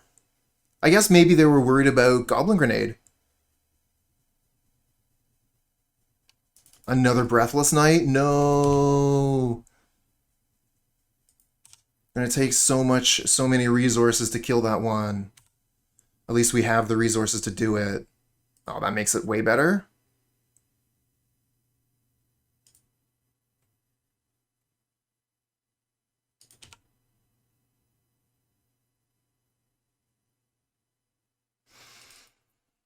Do I wait until their turn? I think I do.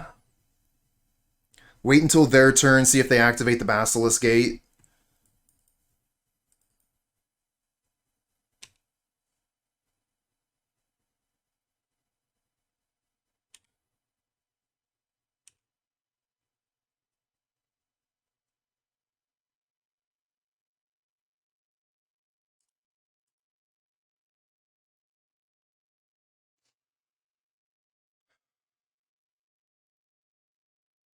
Oh yeah, that's true too. That's true too.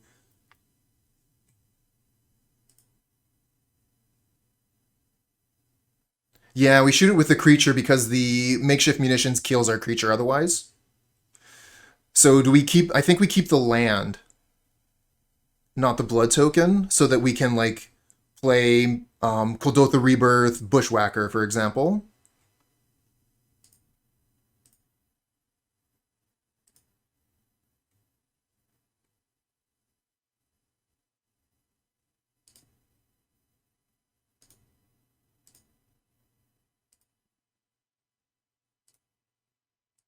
Oh wow, they don't even use the Makeshift Munitions?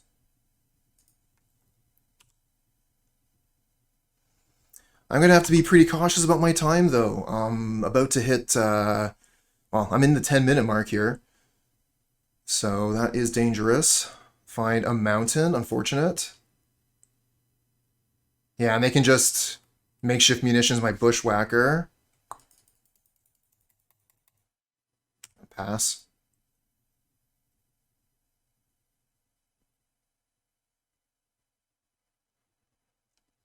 Yeah, now these treasures from the Heap Gate are going to be a really big deal with Makeshift Munitions as they're piling up. All my creatures are like X1s, so that's guaranteed damage. I think we took out the Goblin Grenades because of the Makeshift Munitions, so I didn't think I was going to be able to keep one around.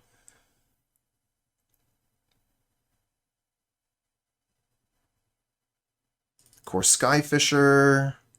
Yep. And that's a pretty quick clock with Basilisk Gate.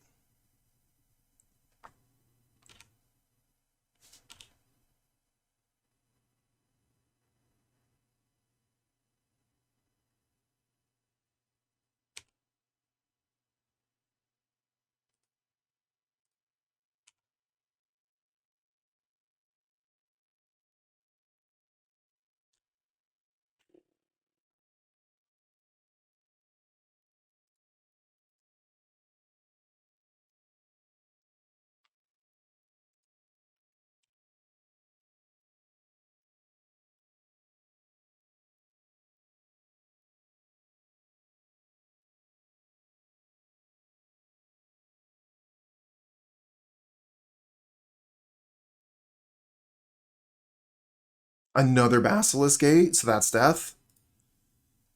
And just F6 here.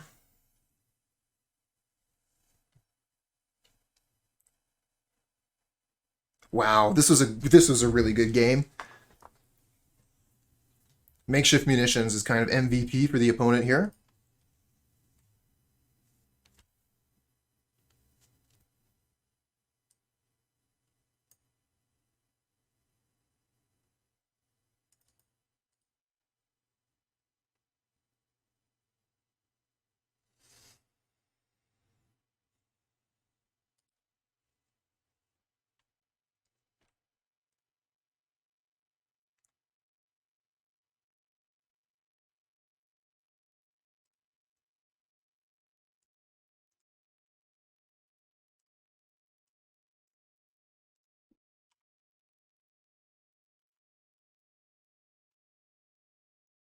Oh, I sure hope so. We're going to need to draw something besides lands in order to do it.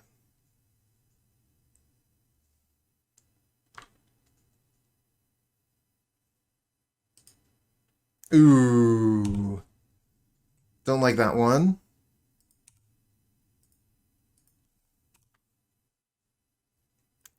Come on, deck.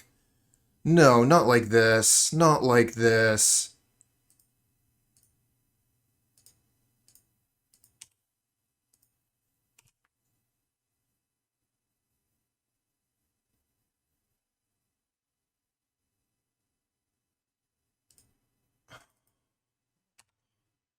That's so brutal.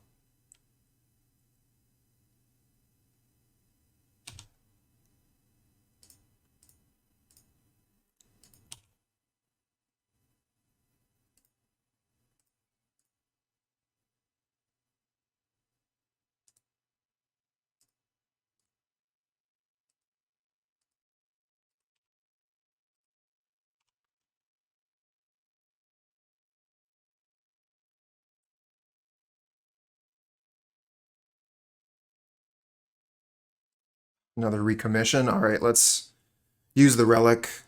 If they gain 4 more life, we are toast.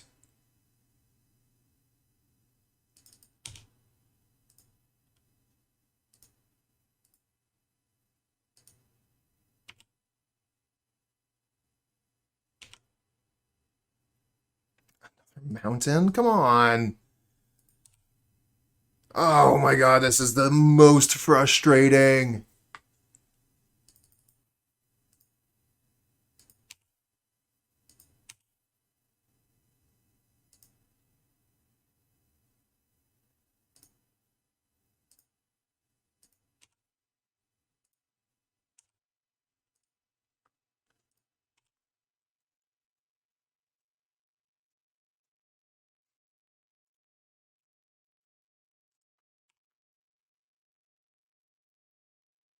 Butter and jam.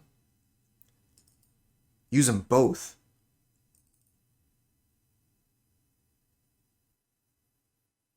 Another synthesizer. Let's make a samurai. Give the creature menace.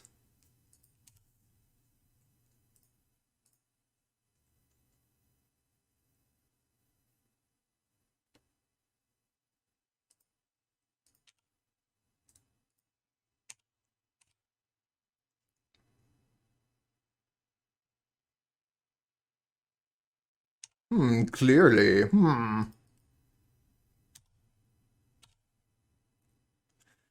Well, this is going to be painful. They do have Basilisk Gate, so if they... Oh, wow, they don't even play it? Figure they were going to Basilisk Gate attack with Breathless Knight here. Maybe they skip through the main by accident. Maybe they have other plans with Makeshift Munitions here.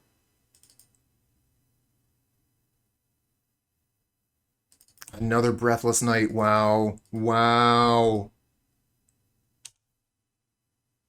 How about another End the Festivities, huh? Alright, let's start with Synthesizer. Looking for a Bushwhacker. Find Epicure.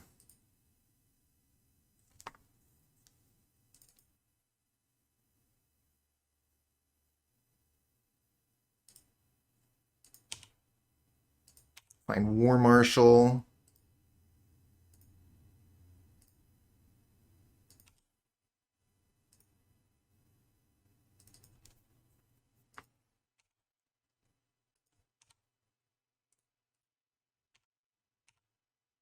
Oh, we have gone wide here.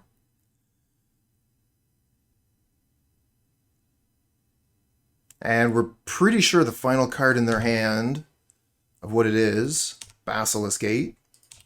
Basilisk Gate is going to be pretty good here, allowing them to gain significant life with Breathless Knight and do quite a bit of damage. 5 gates, so that's they could potentially do 9, gain 9. Probably leave one Breathless Knight back though to block with. They also have Makeshift Munitions to take some of our cards out.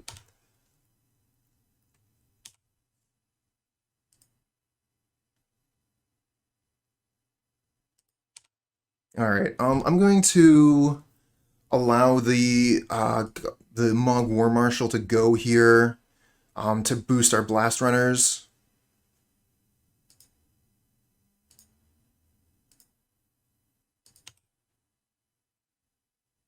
Find a Mogg Raider. Oh, that's pretty cool.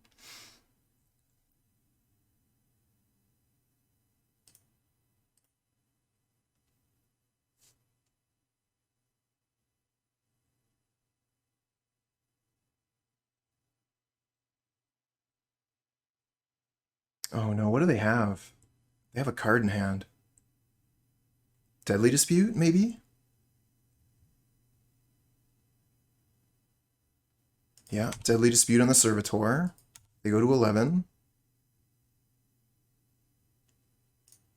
Kuldotha Rebirth.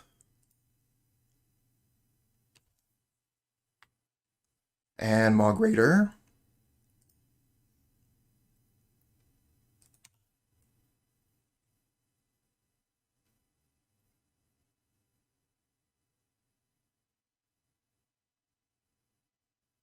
They only have one blocker here, so I can sacrifice all of my goblins and just pump Blast Runners.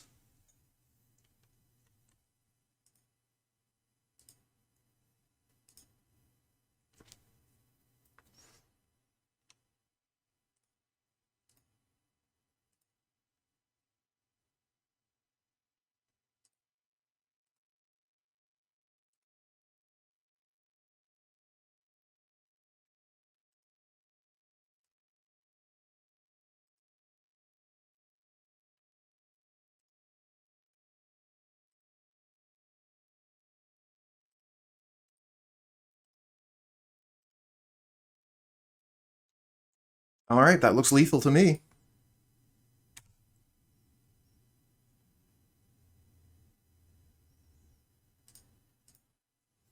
I mean, we can attack with the samurais as well, right? It's not a big deal. Because we have 3 when they block 1, the other 2 still do more damage.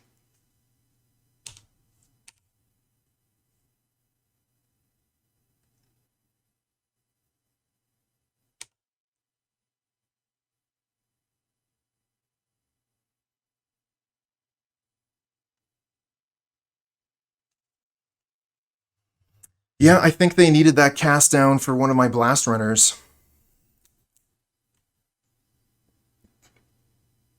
All right, opponent puts GG's in chat.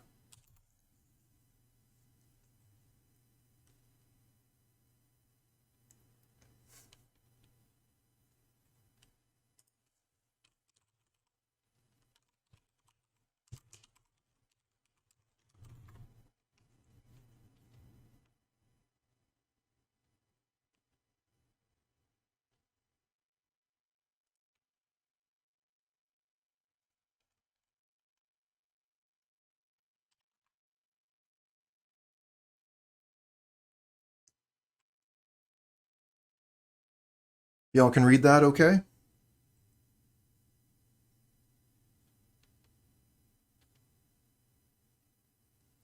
Like, personally, I think it was really cool what they're doing. Love the Breathless Knight with Recommission. Previously, like, you pretty much only had Unearth, and you didn't have a lot of really good things to bring back. But when you got Recommission, you got Unearth, you got Breathless Knight, and fill your deck up with other just good white creatures, I think this deck could be pretty good. 3-land hand, but we got Epicure, Rebirth, and Bushwhacker. With Fireblast, this hand seems nice and aggressive, especially on the play.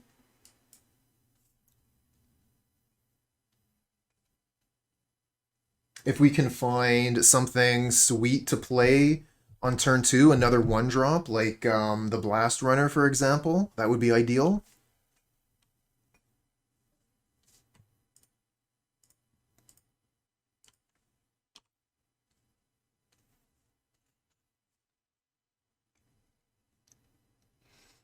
But yeah, so far, like, this hand looks exactly like Kuldotha.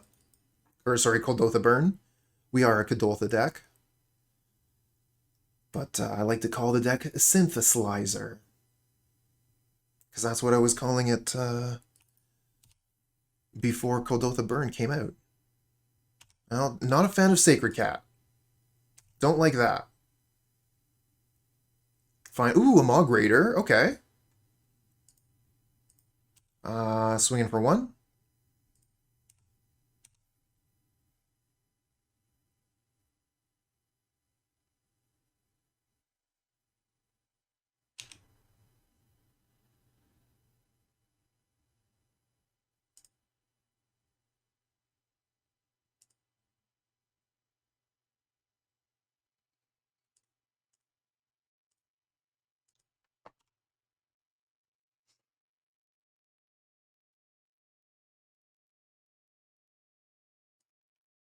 Going to be looking for another 1-drop here.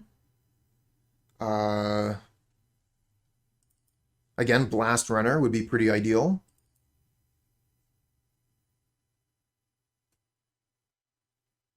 And here comes the Sacred Cat Embalmed. Chooses red for the Citadel Gate. Interesting. Blast-Runner, Blast-Runner, Blast-Runner. Implement.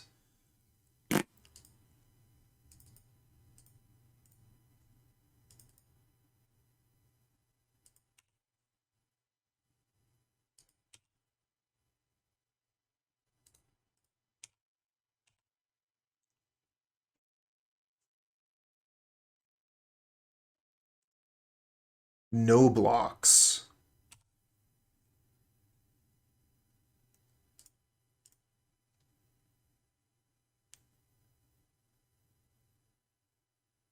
Wow, Henky, that is fantastic. Most expensive card you had a moto or pulled from a chest? Most expensive card ever pulled from a chest would probably be Force of Vigor.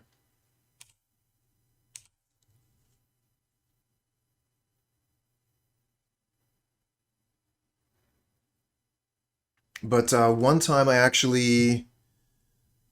Oh, that's right. I did get a nice Force of Negation as well. Yep. Sold that for some tickets a little while ago.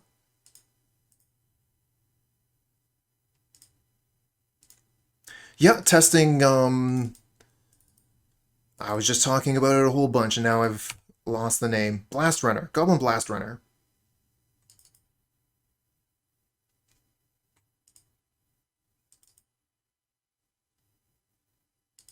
Another Sacred Cat. What a nightmare.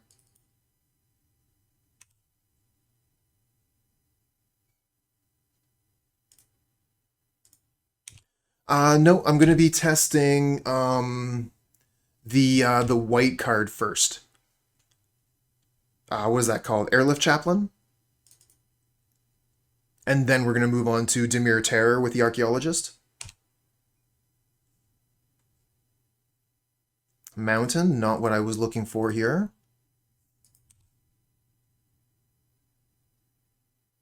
Mogg Raider. Okay, Mogg Raider's pretty good.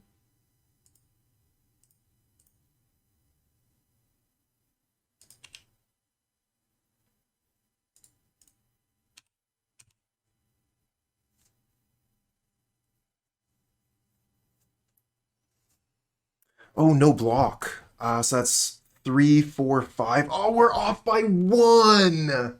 We're off by 1 damage.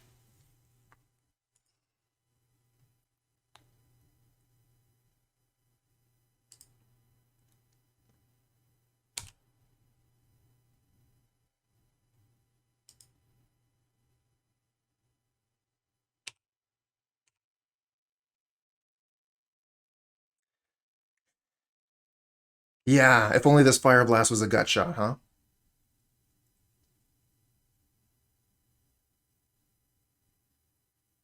Now there's the Basilisk Gate.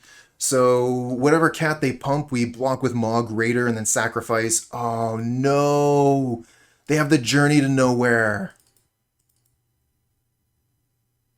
Oh, that's brutal.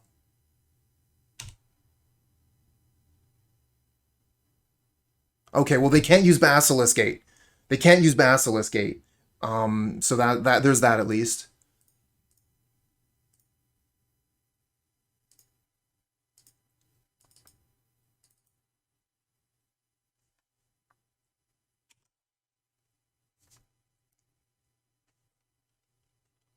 Attack for 2.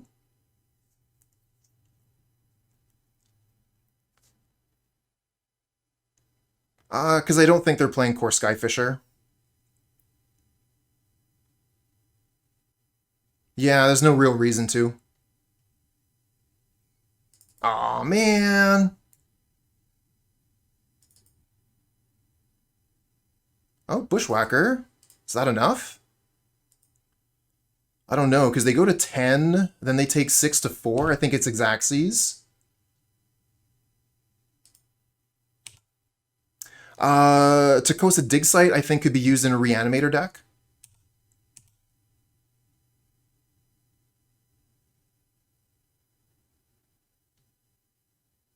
Good thing we play 4 Bushwhackers.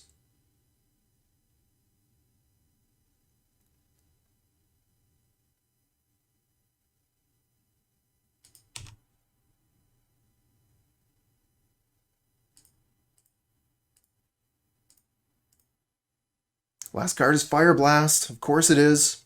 What else would it be? Got super lucky there. Super lucky. All right, I'm thinking, especially with some of the cards they were playing there, I'm thinking End the Festivities looks really good. And I'm thinking Molten Rain, because they're playing Basilisk Gate, so maybe we can Molten Rain their Basilisk Gate. What do we take out?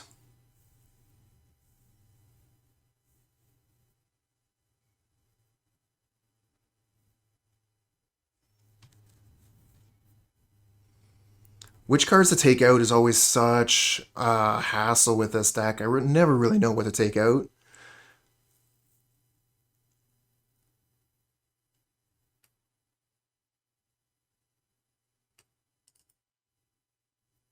Could take out Marshal. Kind of want to keep the grenades.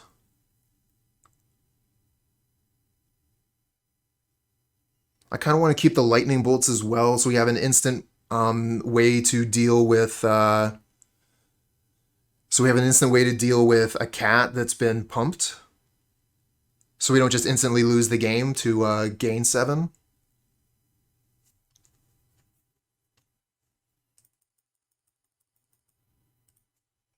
That same reason for Makeshift Munitions. It just insulates us against cat with gate, cat gate.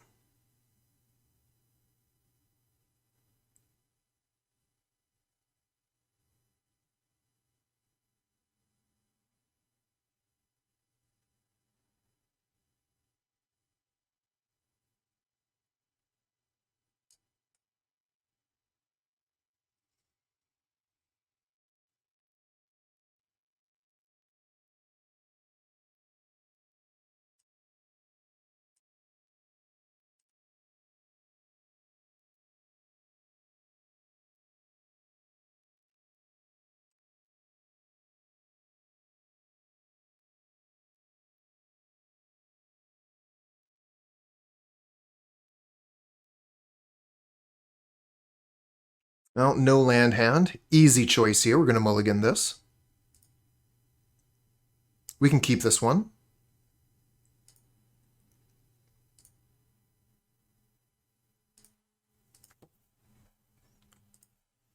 All right, let's see what happens. Opponent starts with the Plains and a Lunark Veteran.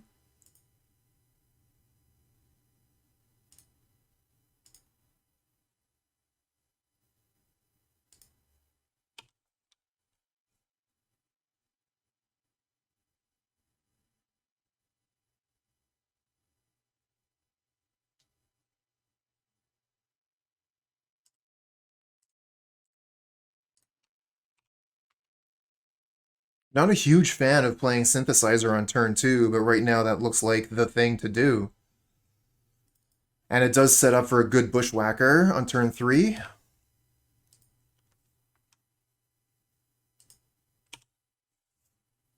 Yeah, and the Festivities looks pretty good against what the opponent's doing. Lunarch Veteran, Squadron Hawk, Sacred Cat, a lot of X1s. And coincidentally, X1s are also quite good versus what I'm doing. Okay, here's a Mogg Raider. But Mogg Raider, yeah, I think we have to synthesize. Let's see if we hit something. A 1-drop. Kuldotha Rebirth. We have to use it. We're going to lose whatever Synthesizer reveals, but is what it is.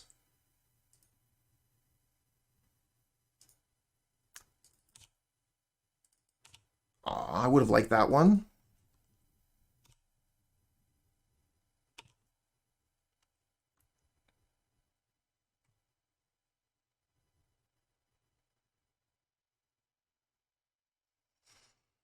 So we're hoping for Ancient Den off the top.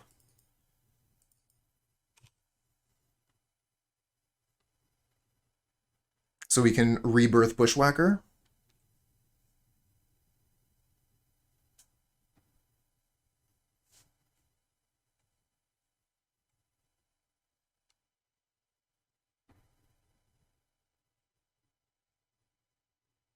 A Sledder. Alright, so I guess we're going to go Raider Bushwhacker then.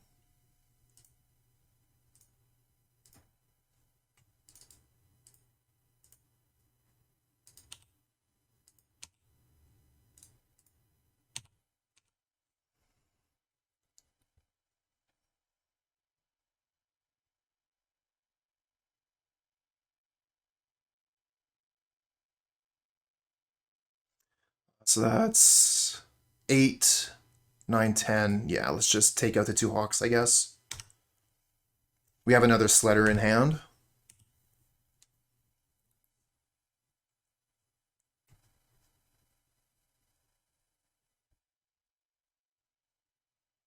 Yeah, that's true, Henky.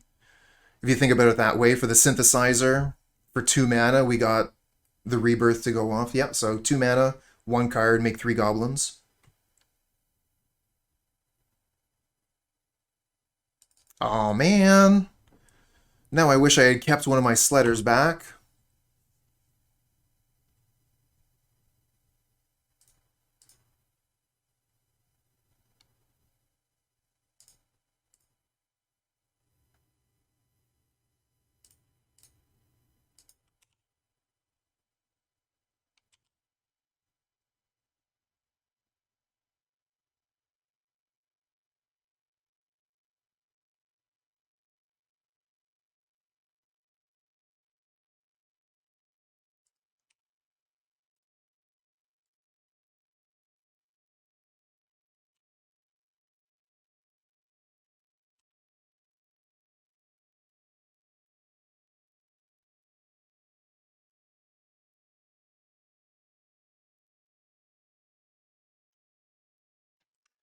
Bolts my Goblin Sledder.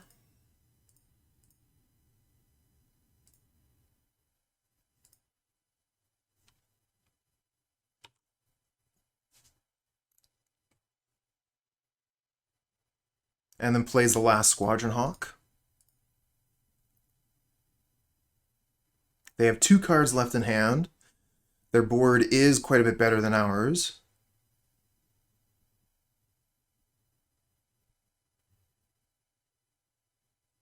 Oh, there's that Great Furnace I was looking for before. Not nearly as good on this turn.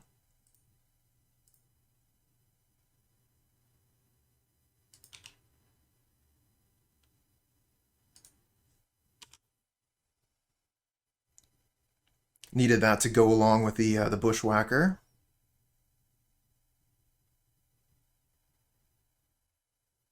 Alright, that's 3 damage for their face. We don't have anything to do, which is safely F6 here. Oh, no attacks? No anything? What do they have left in hand? Find a Goblin Grenade.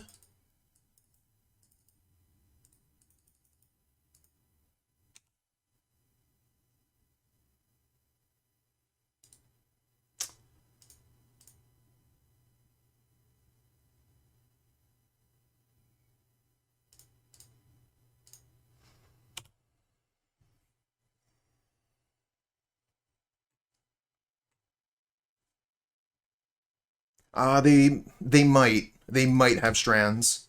It is something I'm worried about.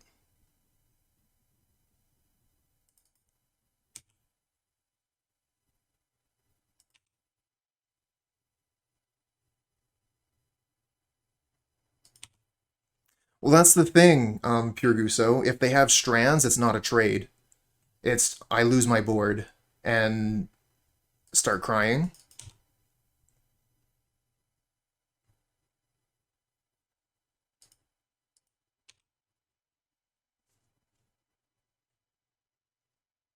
Ooh, okay.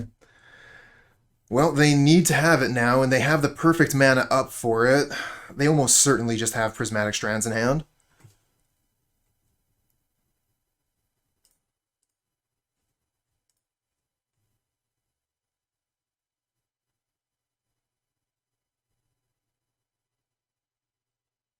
Yeah.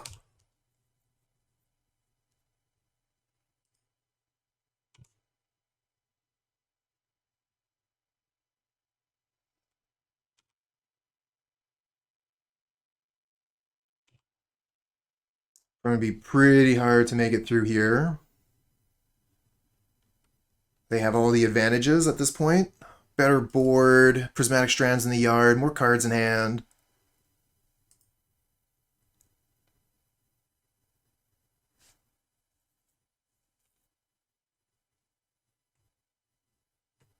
Oh, and a Lone Missionary. We're done.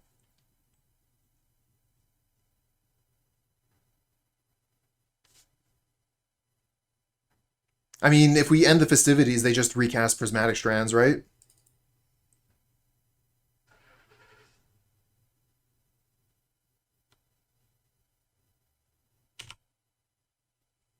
We'll take a draw here, but we lose this game.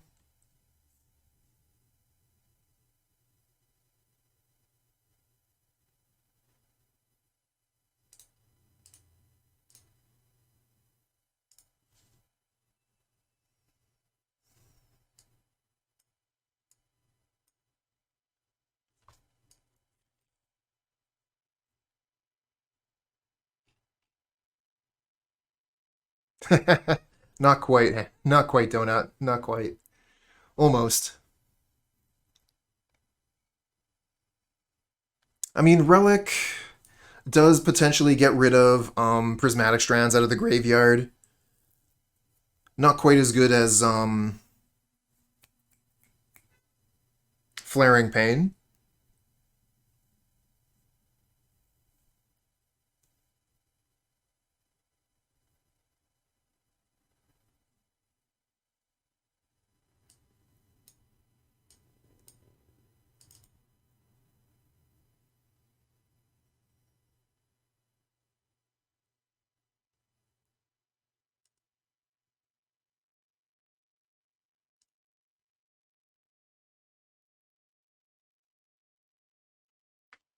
It's fine, we got one.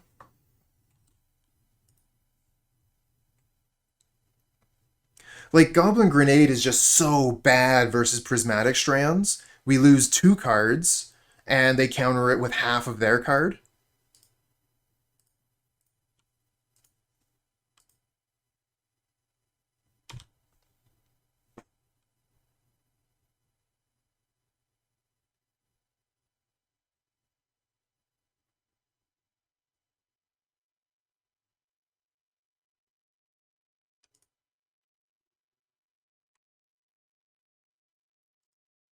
Veteran, that's a really good one for them.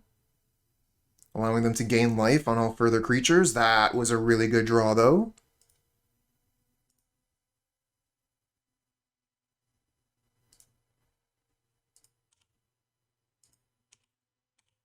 They want to trade here. That's fine. There's no way they're going to take this trade, though.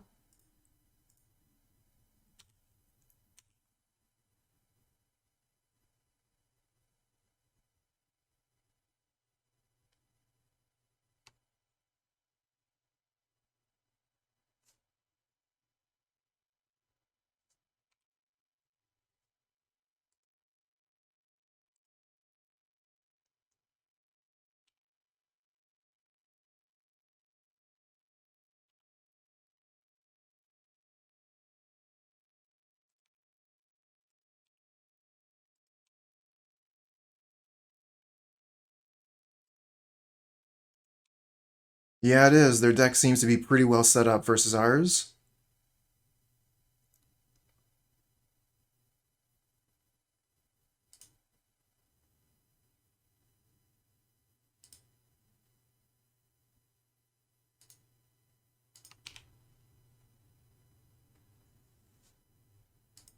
Find a Fireblast. Cool.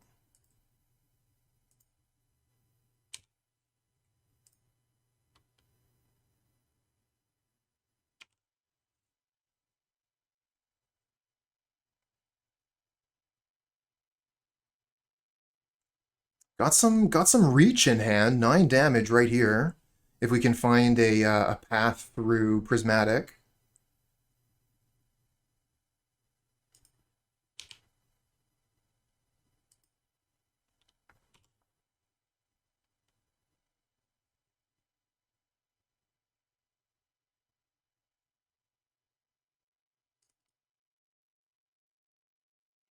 I think so, Henky. I think so. Get that extra point of damage in sometimes.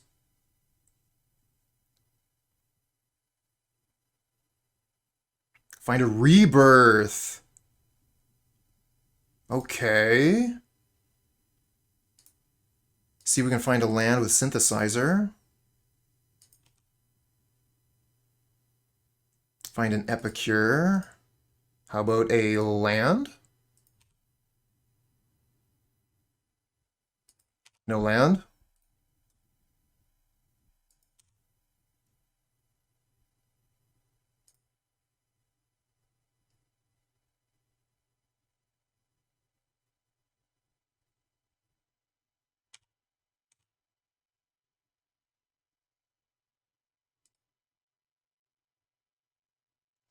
Three, four, five, six, seven.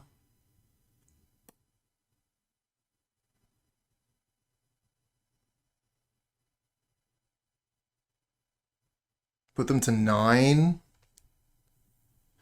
I mean, we don't have the last bit of mana to kill.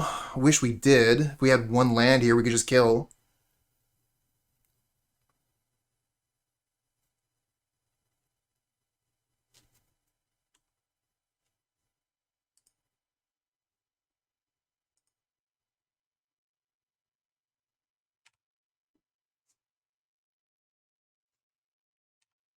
Tough. It's tough.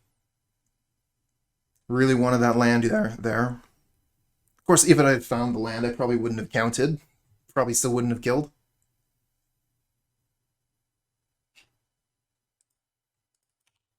Alright, Faithless Looting. That's pretty strong from the opponent. Giving them the opportunity to discard Prismatic Strands. To find it if they don't have it yet. There's Prismatic Strands in the graveyard. Yeah, Relic now would be pretty sweet.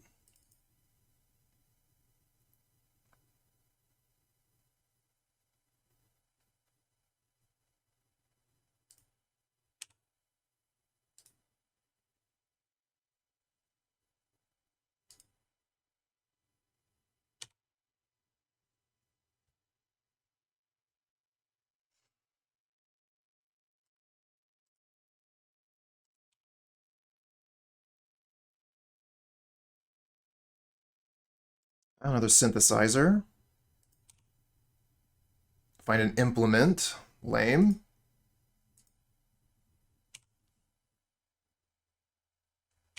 If we attack, we just lose our creatures because of Prismatic Strands.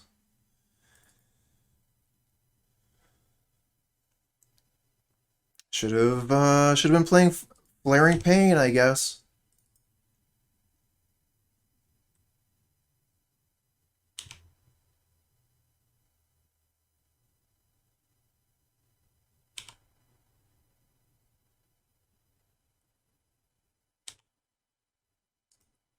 Yeah, Strands is an amazing card. If you're playing white, you should be thinking about playing Strands. Another grenade for the win, as if they didn't have Prismatic Strands in the yard.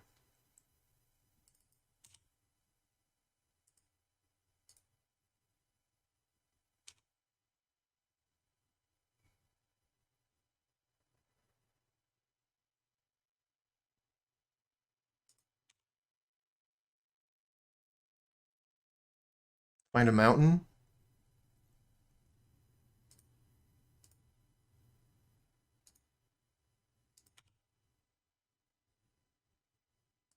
Find a Sledder. It's going to be difficult to win. Very, very difficult.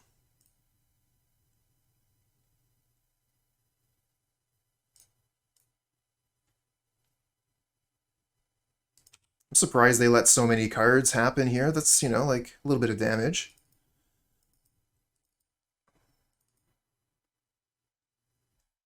Yeah, we're going to try and make him use the strands here.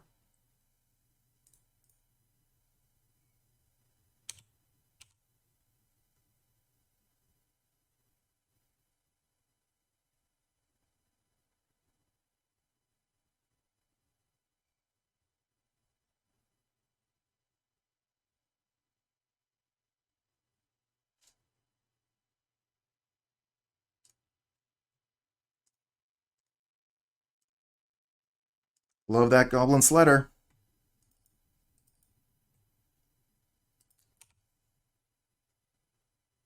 Do they just take the 2, lose the Hawks, or do they use the strands? Killing 2 Hawks here seems pretty good. All right, we got him to use the strands. Excellent. I want to keep my mana, though, so I'm not going to Fireblast in response. Keep the Fireblast as a surprise for later. And hopefully, fingers crossed, we get to kill them next turn.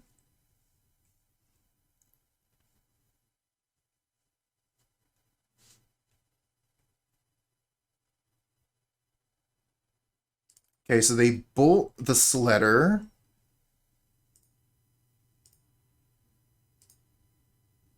I guess we'll pump the Epicure.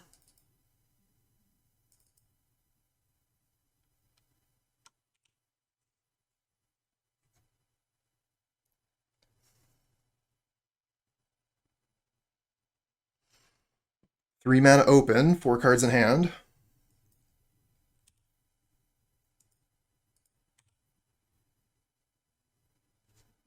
Yeah, we can't just have one strands. Opponent's got to have all the strands.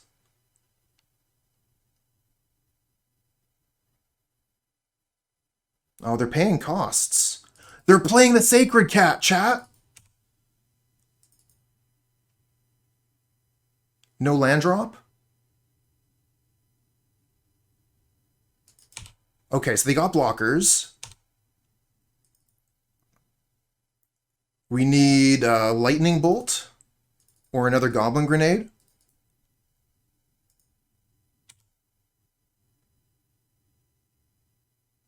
Find a Great Furnace. So I guess we blood token the Great Furnace away and look for Bolt or something.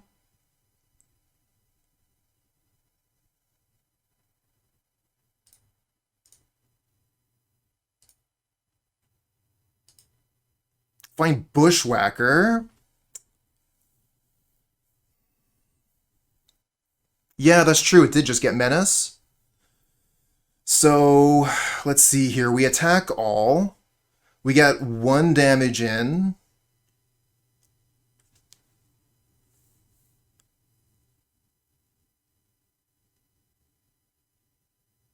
Yeah, they also gain life from the Sacred Cat.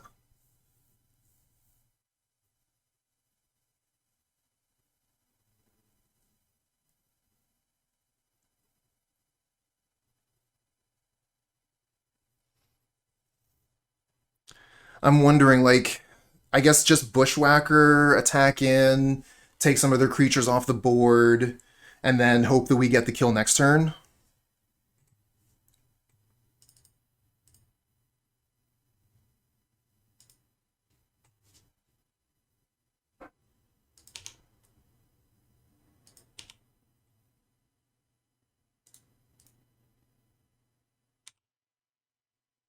Oh yeah, because of the Phantom. I was thinking like Sacred Cat, but yeah, they got the Phantom as well. Oh no, even they even bolt this. Gross.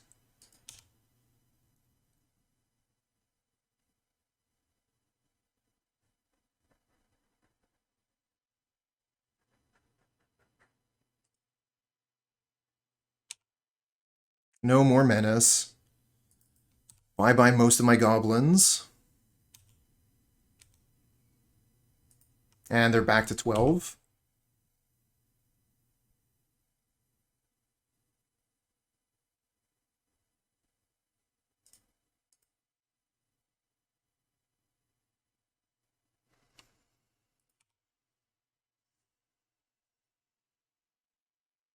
It was a pretty good lightning bolt from the opponent.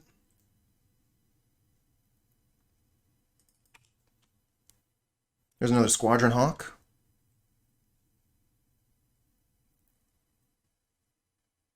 Going to be looking at making a Samurai pretty soon. Bolt on top. Here's another Bushwhacker instead.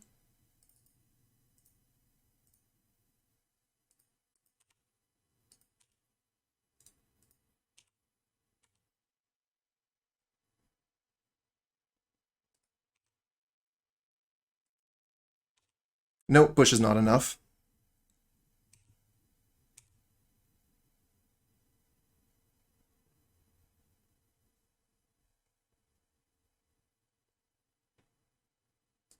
Faithless looting with flashback. Discard Battle Screech. Here's a Sacred Cat come back. And then Battle Screech comes back. They have Basilisk Gate now. Last chance for a Lightning Bolt.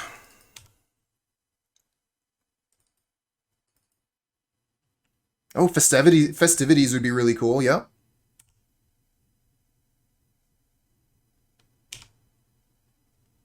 Oh, I guess with that attack, even Lightning Bolt isn't enough. Festivities? How about a Mountain? Nope.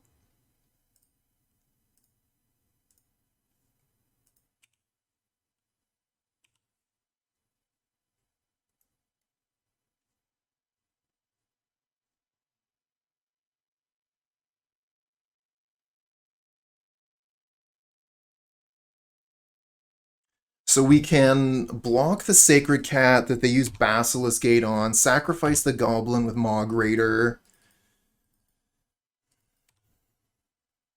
so they don't gain any life.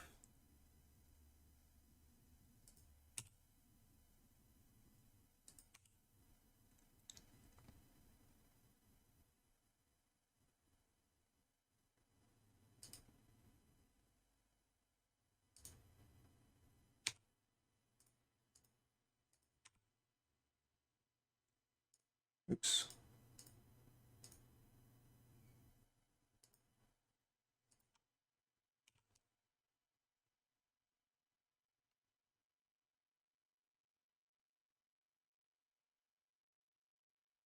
Epicure. Yeah, we just die now. There's only one Fireblast in the deck. So close.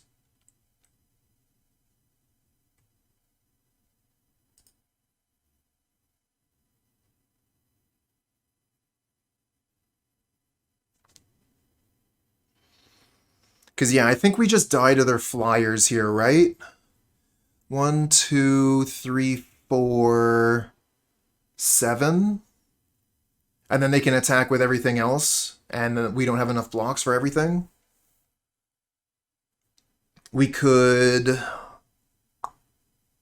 So we play the Epicure, block sack the Sacred Cat,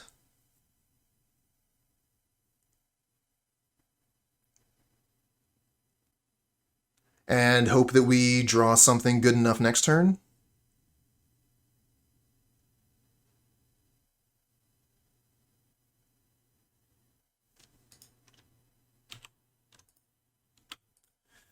We can attack with the Samurai.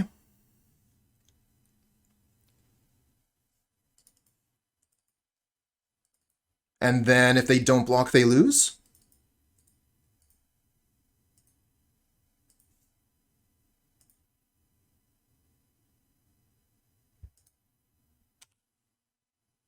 No, we're one off. I think we're one shy. Because I need the Mogg Raider for the Goblin Grenade.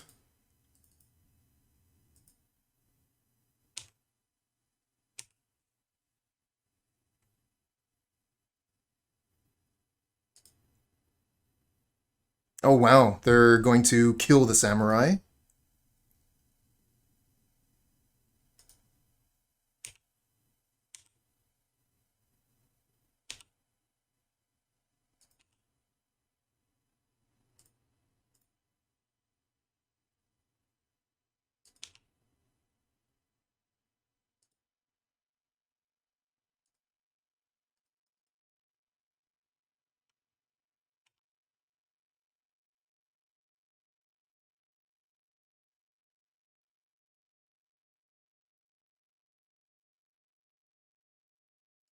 Parapet.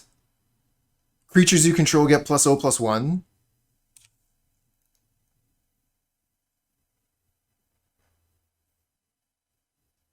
Oh, and the festivities is dead now.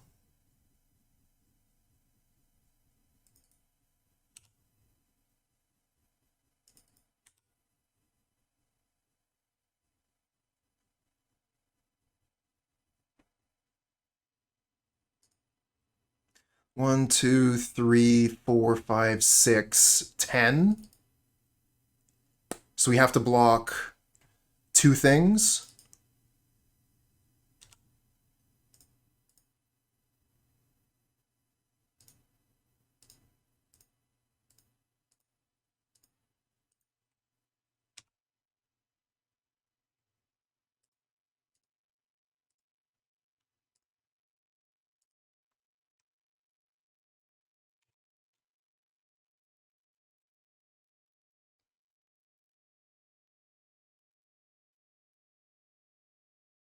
And a Great Furnace. Cycle that for a rebirth, and we have no artifacts. All right, good game, good game. A little bit awkward there, and the prismatic strands from the opponent absolutely backbreaking. Good games.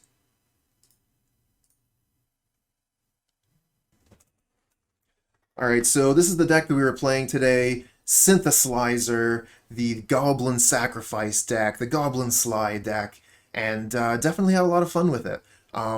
Still not going to say that this is, a better deck than Kuldotha Burn, but I am going to say that it's definitely got some legs. Really, really liked the Goblin Blast-Runner, replacing the Foundry Street Denizen. This was a huge upgrade in the in practice, like in a vacuum. Foundry Street Denizen looks really great. You get to put it down on one and it can do a lot of damage over a short period of time, but it's so easily blocked, whereas the Blast Runner can get that damage through or, take out a couple creatures on its way.